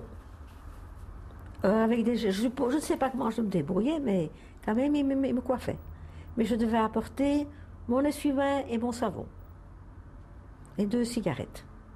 C'était le prix de l'opération? De l'opération, oui. Combien de temps êtes-vous resté dans ce camp? Je devais me déplacer. J'ai d'abord été dans l'autre camp, mais le nom... Un autre camp par après. Et là, comment est-ce que c'était? J'étais plutôt itinérante. On m'envoyait à gauche et à droite pour voir comment allait la cuisine dans les autres camps. Je ne sais pas, peut-être que je faisais ça bien, je n'en sais rien. Donc je voyageais beaucoup avec notre chauffeur belge. Oui. Et alors on avait l'occasion de rencontrer d'autres Belges qui étaient là-bas. Alors c'était la fête. Mais... On se retrouvait instinctivement entre soi. Non, quand je voyais un drapeau belge, je disais au chauffeur, on s'arrête. Et c'était des militaires belges qui étaient là. Et alors on était presque toujours invités à manger. Et moi je réinvitais par après dans mon team. Donc ça allait bien. Alors par contre, quelquefois j'arrivais quelque part et on me disait, oui, mais il y a une Belge ici. Et c'était une personne qui avait fricoté avec les Allemands pendant la guerre. Hein. Je me suis trouvée assise dans une situation plutôt ennuyeuse, parce que j'ai été invitée quelque part et il s'avérait que c'était une personne qui avait fortement collaboré pendant la guerre. Et comment l'avez-vous su et que s'est passé? Oui, ben j'étais là. Oui.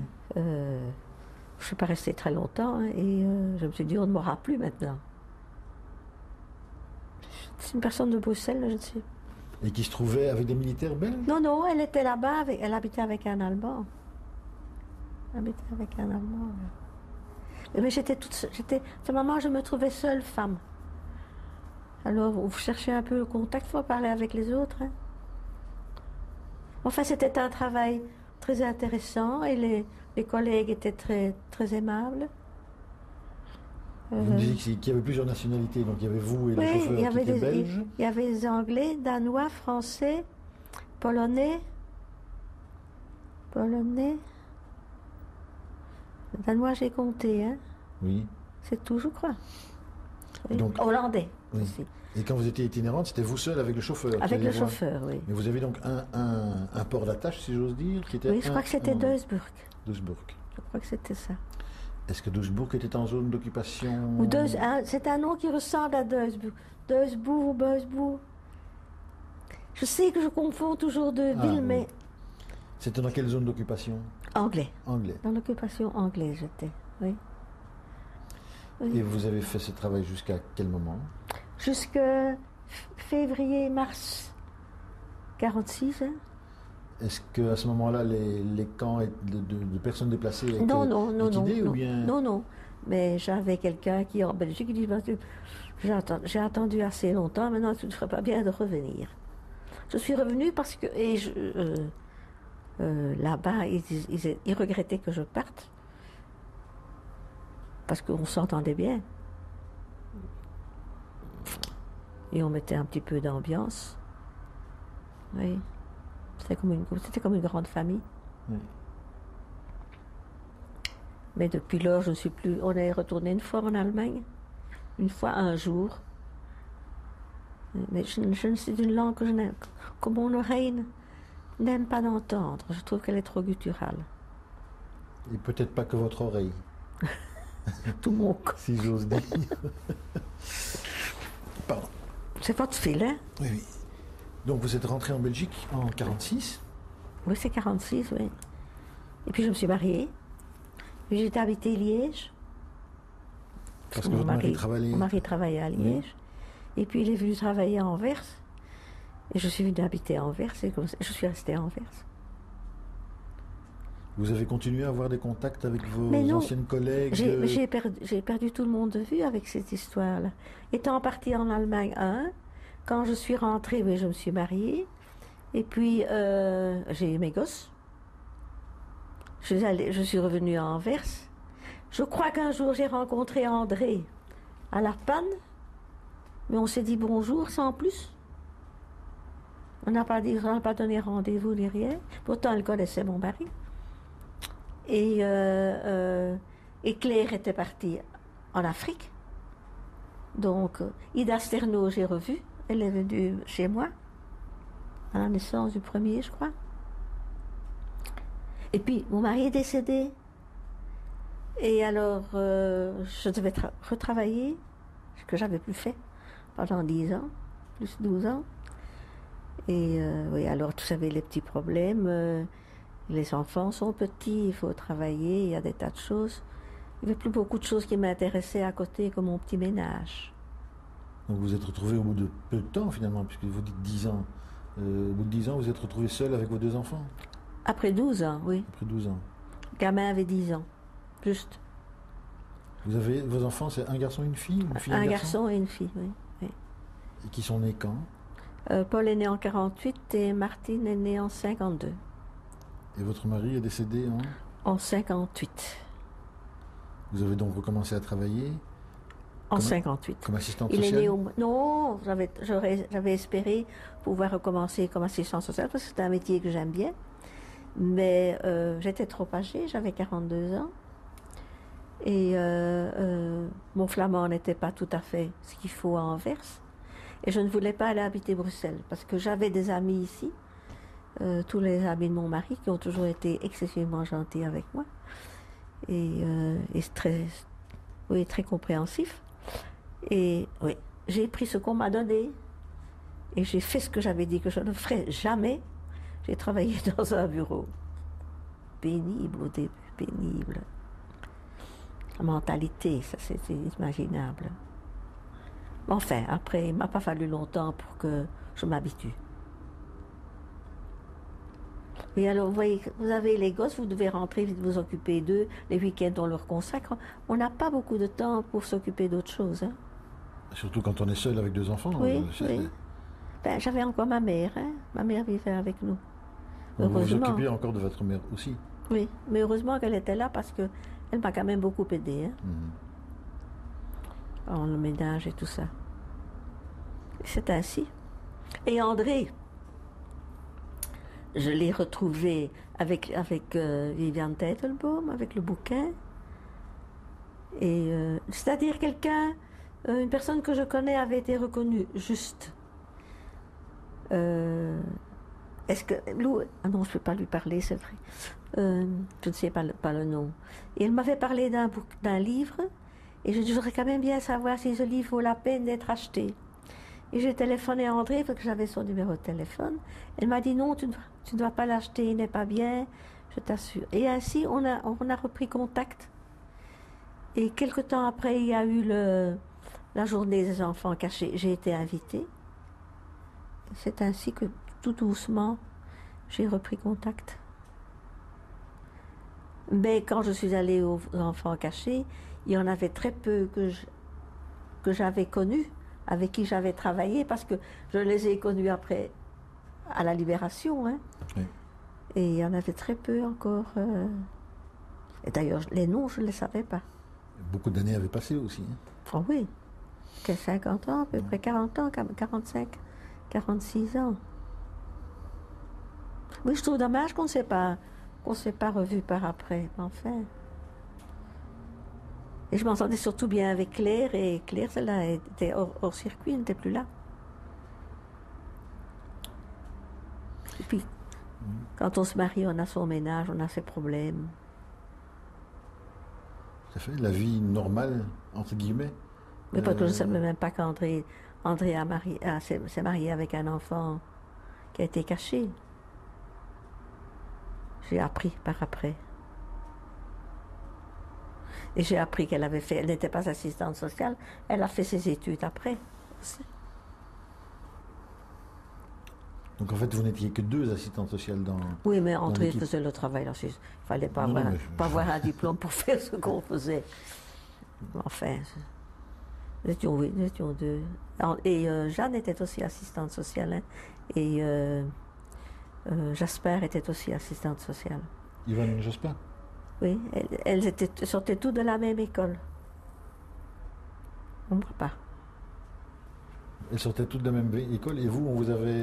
Moi, je venais d'une autre école et à ce qui paraît, elles m'ont raconté après qu'elles avaient eu très peur. On va dire qu'elles s'étaient dit qu'est-ce que nous allons avoir qui sort de l'école sociale catholique.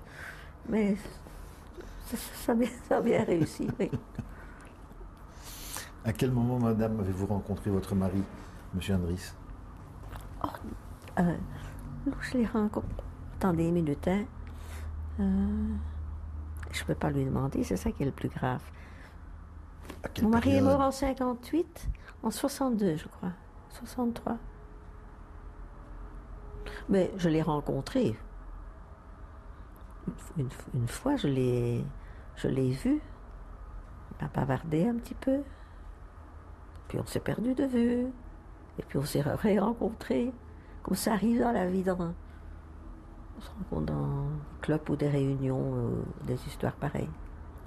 Comme vous m'avez dit que votre mari est juif, lui aussi, oui. Est-ce que c'est un hasard ou est-ce que vous avez, après la guerre, vécu ou fréquenté des juifs plus qu'avant ou comment... Pas du tout, non, pas du tout. Non. Je l'ai rencontré dans un club que je fréquentais. J'étais là avec mes enfants et Oui. Et j'étais avec des amis qui m'ont présenté à ce monsieur, monsieur Andris. Et c'est comme ça qu'on a commencé à bavarder. Et lui connaissait une personne avec laquelle je travaillais. Donc le contact a été plus facile. Hein. Mais oui, il n'y a jamais entre nous eu de problème, juif ou pas juif. Et donc vous avez refait votre vie? Oui. Vous avez continué à travailler? Oui, oui, oui, oui. J'ai continué. Oui. Mes enfants étaient encore petits quand même. Hein. Donc, et je voulais qu'ils fassent tous les deux des études universitaires parce que je crois que leur père aurait voulu ça. D'ailleurs, eux le voulaient aussi. En ont-ils fait? Oui, oui, oui, tous les deux. Lesquels? Paul a fait ingénieur commercial Solvay et Martine pharmacie. Donc, j'ai fait ce que je devais faire. Hein. Et puis on s'est mariés. Et puis vous êtes mariés? Après Lou et moi, oui, on a attendu. J'ai attendu que mes enfants soient hors de. Quand mes enfants étaient hors de la maison. En quelle année maintenant? J'avais 61 ans. On a décidé de vivre ensemble. Et j'avais dit, lorsqu'il aura 80 ans, on se mariera. Et on s'est mariés quand il avait 80 ans. Vous êtes donc de jeunes mariés? Un jeune couple. Hein? Oui, mais c'est magnifique. 5 ans mariés. Madame, quand vous jetez un coup d'œil en arrière sur ce que vous avez fait, sur vos années de guerre, si on peut dire, quelles réflexions vous viennent à l'esprit qui pourraient servir de conclusion? Je trouve que j'ai eu une vie très, très enrichissante. Je ne dis pas que ça doit se renouveler, cette histoire-là, mais j'ai une vie qui était remplie.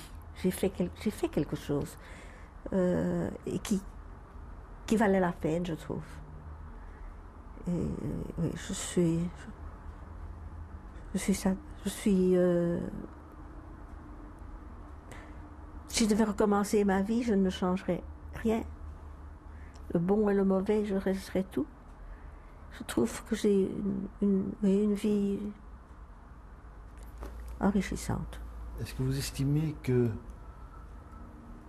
les gens que vous avez aidés, les gens que vous avez sauvés, leurs proches, leur entourage, vous ont manifesté la gratitude et le respect qui vous reviennent?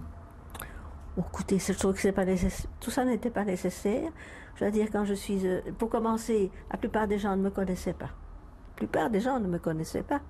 Les enfants, comme je disais au début, quand on a fait la demande pour être... quand monsieur docteur Hiarchi a fait la demande, il m'a dit, tu veux pas remplir un formulaire? On me demandait ta liste. J'ai dit, mais Jean, moi je ne sais pas remplir ça. Il n'y a aucun enfant. Un enfant, quand il va le conduire quelque part, il ne demande pas qui je suis.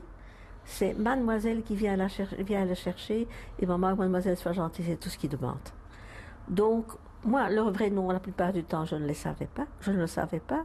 Et les parents, par après, ils ont été tous ceux qui ont eu le bonheur de retrouver leur gosse. Donc, pas été se demander, mais qui est-ce qui a été la chercher? Hein? Non, non. Et je trouve que la façon dont nous avons été remerciés maintenant en Israël, c'était vraiment trop, c'est quand même quelque chose de normal ce qu'on a fait. C'est pas quelque chose d'extraordinaire. Et ça, je crois que les gens ne comprennent pas ça. Vous avez été reconnu juste à quel moment? J'ai vu sur la pierre à Yad Vashem en 96. Mais vraiment, j'ai été reconnue en 97. Le 14 avril 97. Où et comment s'est passée cette cérémonie?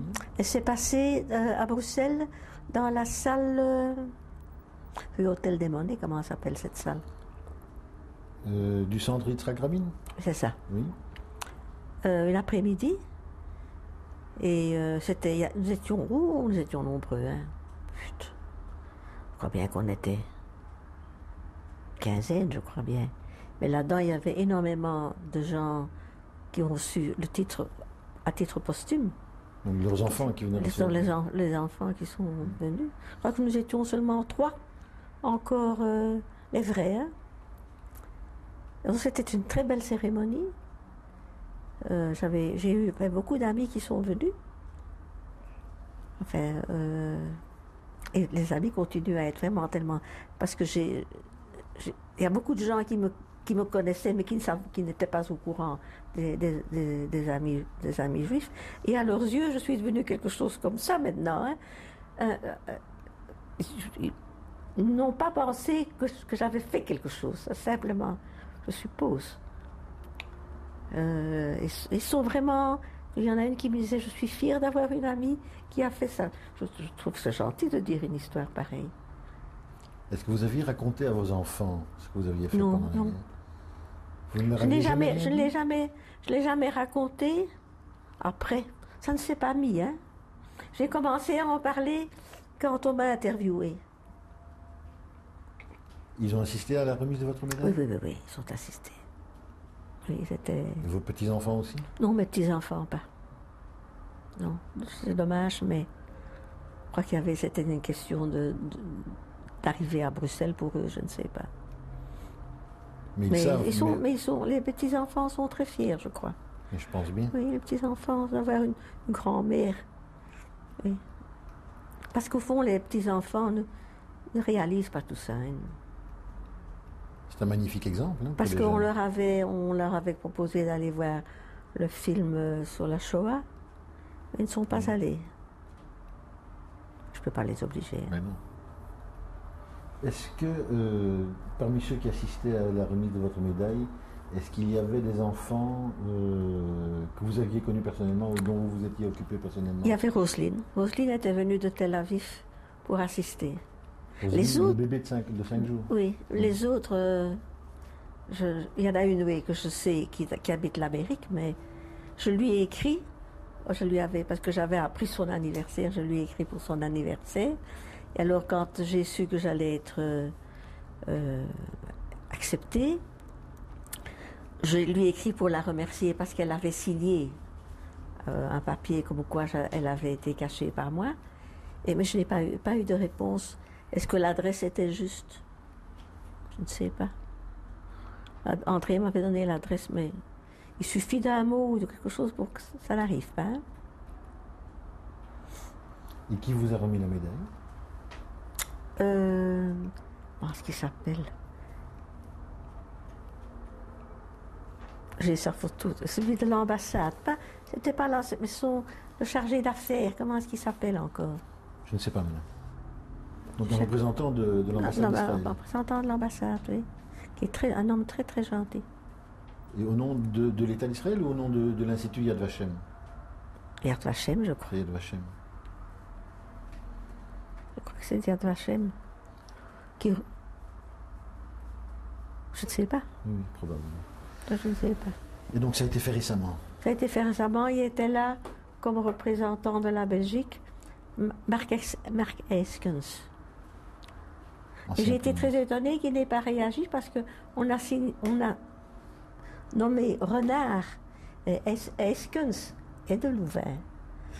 Et il a très bien connu ma nièce qui s'appelle aussi Renard. J'ai cru qu'il allait réagir mais je ne l'ai plus vu, il a été parti. Donc, oui, c'était très bien, il y avait énormément de monde, une très belle réception par après. Et donc vous disiez que vous avez été invité en Israël également?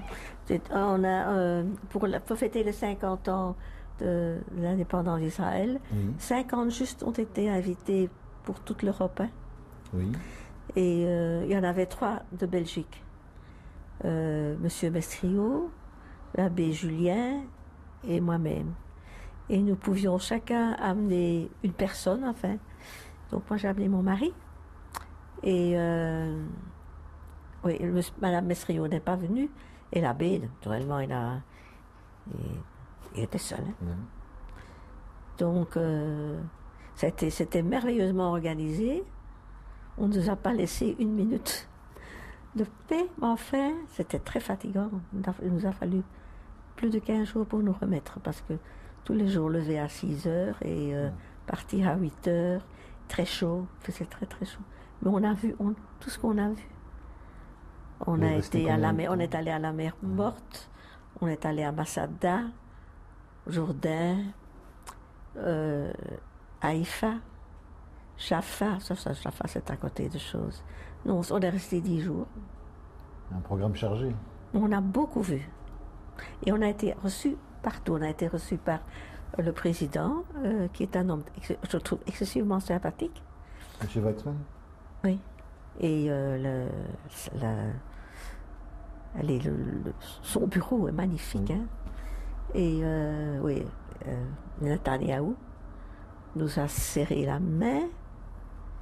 Mais dans ces histoires-là, il y a toujours des gens qui doivent se mettre en avant, hein, ce que je ne supporte pas. Et j'étais bien restée tranquillement, j'étais avec Roselyne, parce que ce jour-là, Roselyne, c'était à Yad Vashem, et on était restés en deuxième ligne, ça j'attendais. Il s'est dit, tiens, ça allait être une personne timide, il s'est approché, il est venu me donner la main, et Madame Netanyahou aussi, et il y a Roselyne aussi. Donc, pendant 1 heure, on ne s'est plus lavé les mains.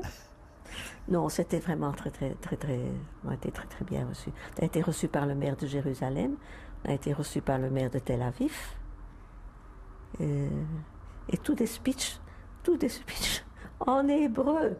Aïe. Et je voyais, il faisait un effort pour nous expliquer, il faisait mal et tout. Et je disais, mon vieux, il n'y a personne qui te comprend ici.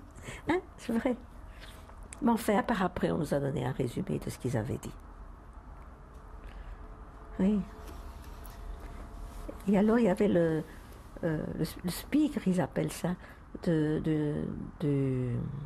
la Knesset, qui nous a aussi reçus. Et ce type il a fait tout un discours, et il parlait de l'Allemagne, il disait qu'il allait assez souvent en Allemagne, et qu'il était étonné de voir le renouveau du nazisme là-bas, qu'il ne les comprenait pas. Il y avait juste eu cette victoire d'une partie de l'Allemagne qui était Et quand j'y vais, je me dis toujours, je ne comprends pas. Donc il avait un peu tapé sur les Allemands, mais il y avait des Allemands dans notre groupe aussi. Et alors, en partant, il a dit très diplomatiquement, pas de dire au revoir ou n'importe quoi, il a dit Auf Wiedersehen. Il a voulu se racheter. Hein. Non, c'était... La Knesset, c'est un très beau bâtiment. Hein. C'est un beau pays, Israël. Et la jeunesse est si belle. Je trouve qu'elle est magnifique. La jeunesse est belle partout, non? Non, mais là-bas, elle est magnifique. Et ils ont l'air, malgré quand même que c'est pas un pays où on est très tranquille, hein, ils ont l'air si paisibles, si souriants. Non.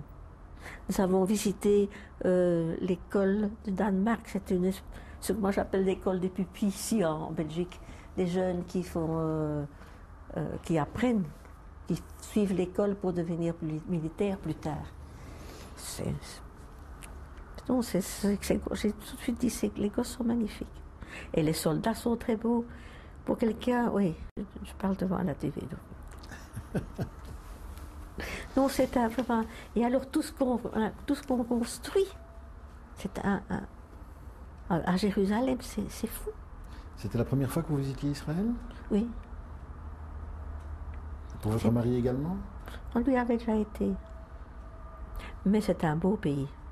Quand on voit ce qu'ils ont fait de ce désert, on voit les plantes, les jardins, parce qu'on a logé dans des kibboutz, hein, kibboutz hôtels. Mais ils sont très bien, hein. Ils n'ont qu'un seul défaut, c'est qu'ils sont loin des villes.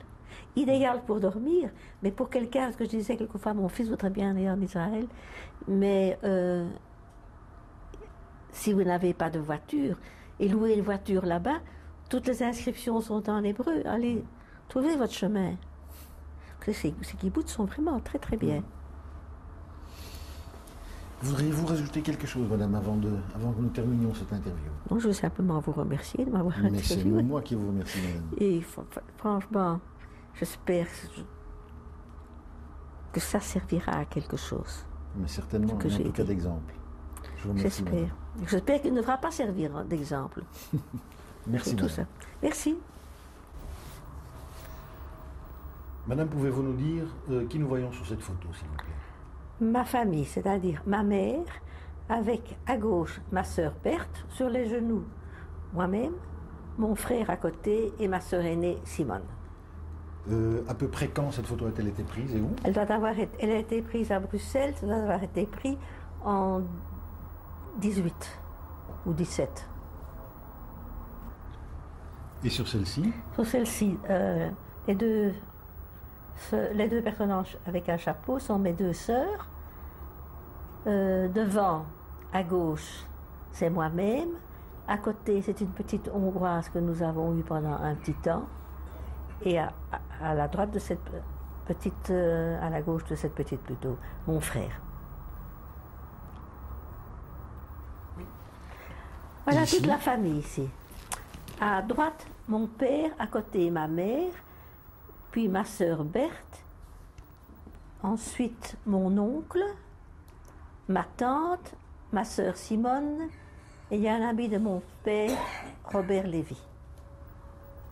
Oui. Cette photo a-t-elle été prise? Si, a été prise à Bruxelles avec mon mari, qui ne l'était pas encore, en 1943 ou 44. Voilà. Oui. Cette photo-ci a été prise lors de ma nomination comme reconnaissance comme juste. À gauche, il y a Roselyne. À droite, il y a André Guelen. Au milieu, moi. Oui. Ici, c'est toute la famille actuelle. La femme de mon fils à gauche, mon fils derrière, mon mari devant, je suis à côté, avec la chemise à carreaux, mon petit-fils, derrière mon beau-fils et ma fille à côté. Sophie, celle-là. n'est pas. Qui voyons-nous sur cette photo? Si, Roselyne, le bébé que j'ai été chercher quand elle avait 5 jours, dans les bras de sa maman, après la guerre donc.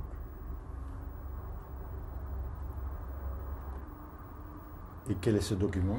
Ceci est le diplôme que j'ai eu en tant que juste. Je vous remercie. Merci.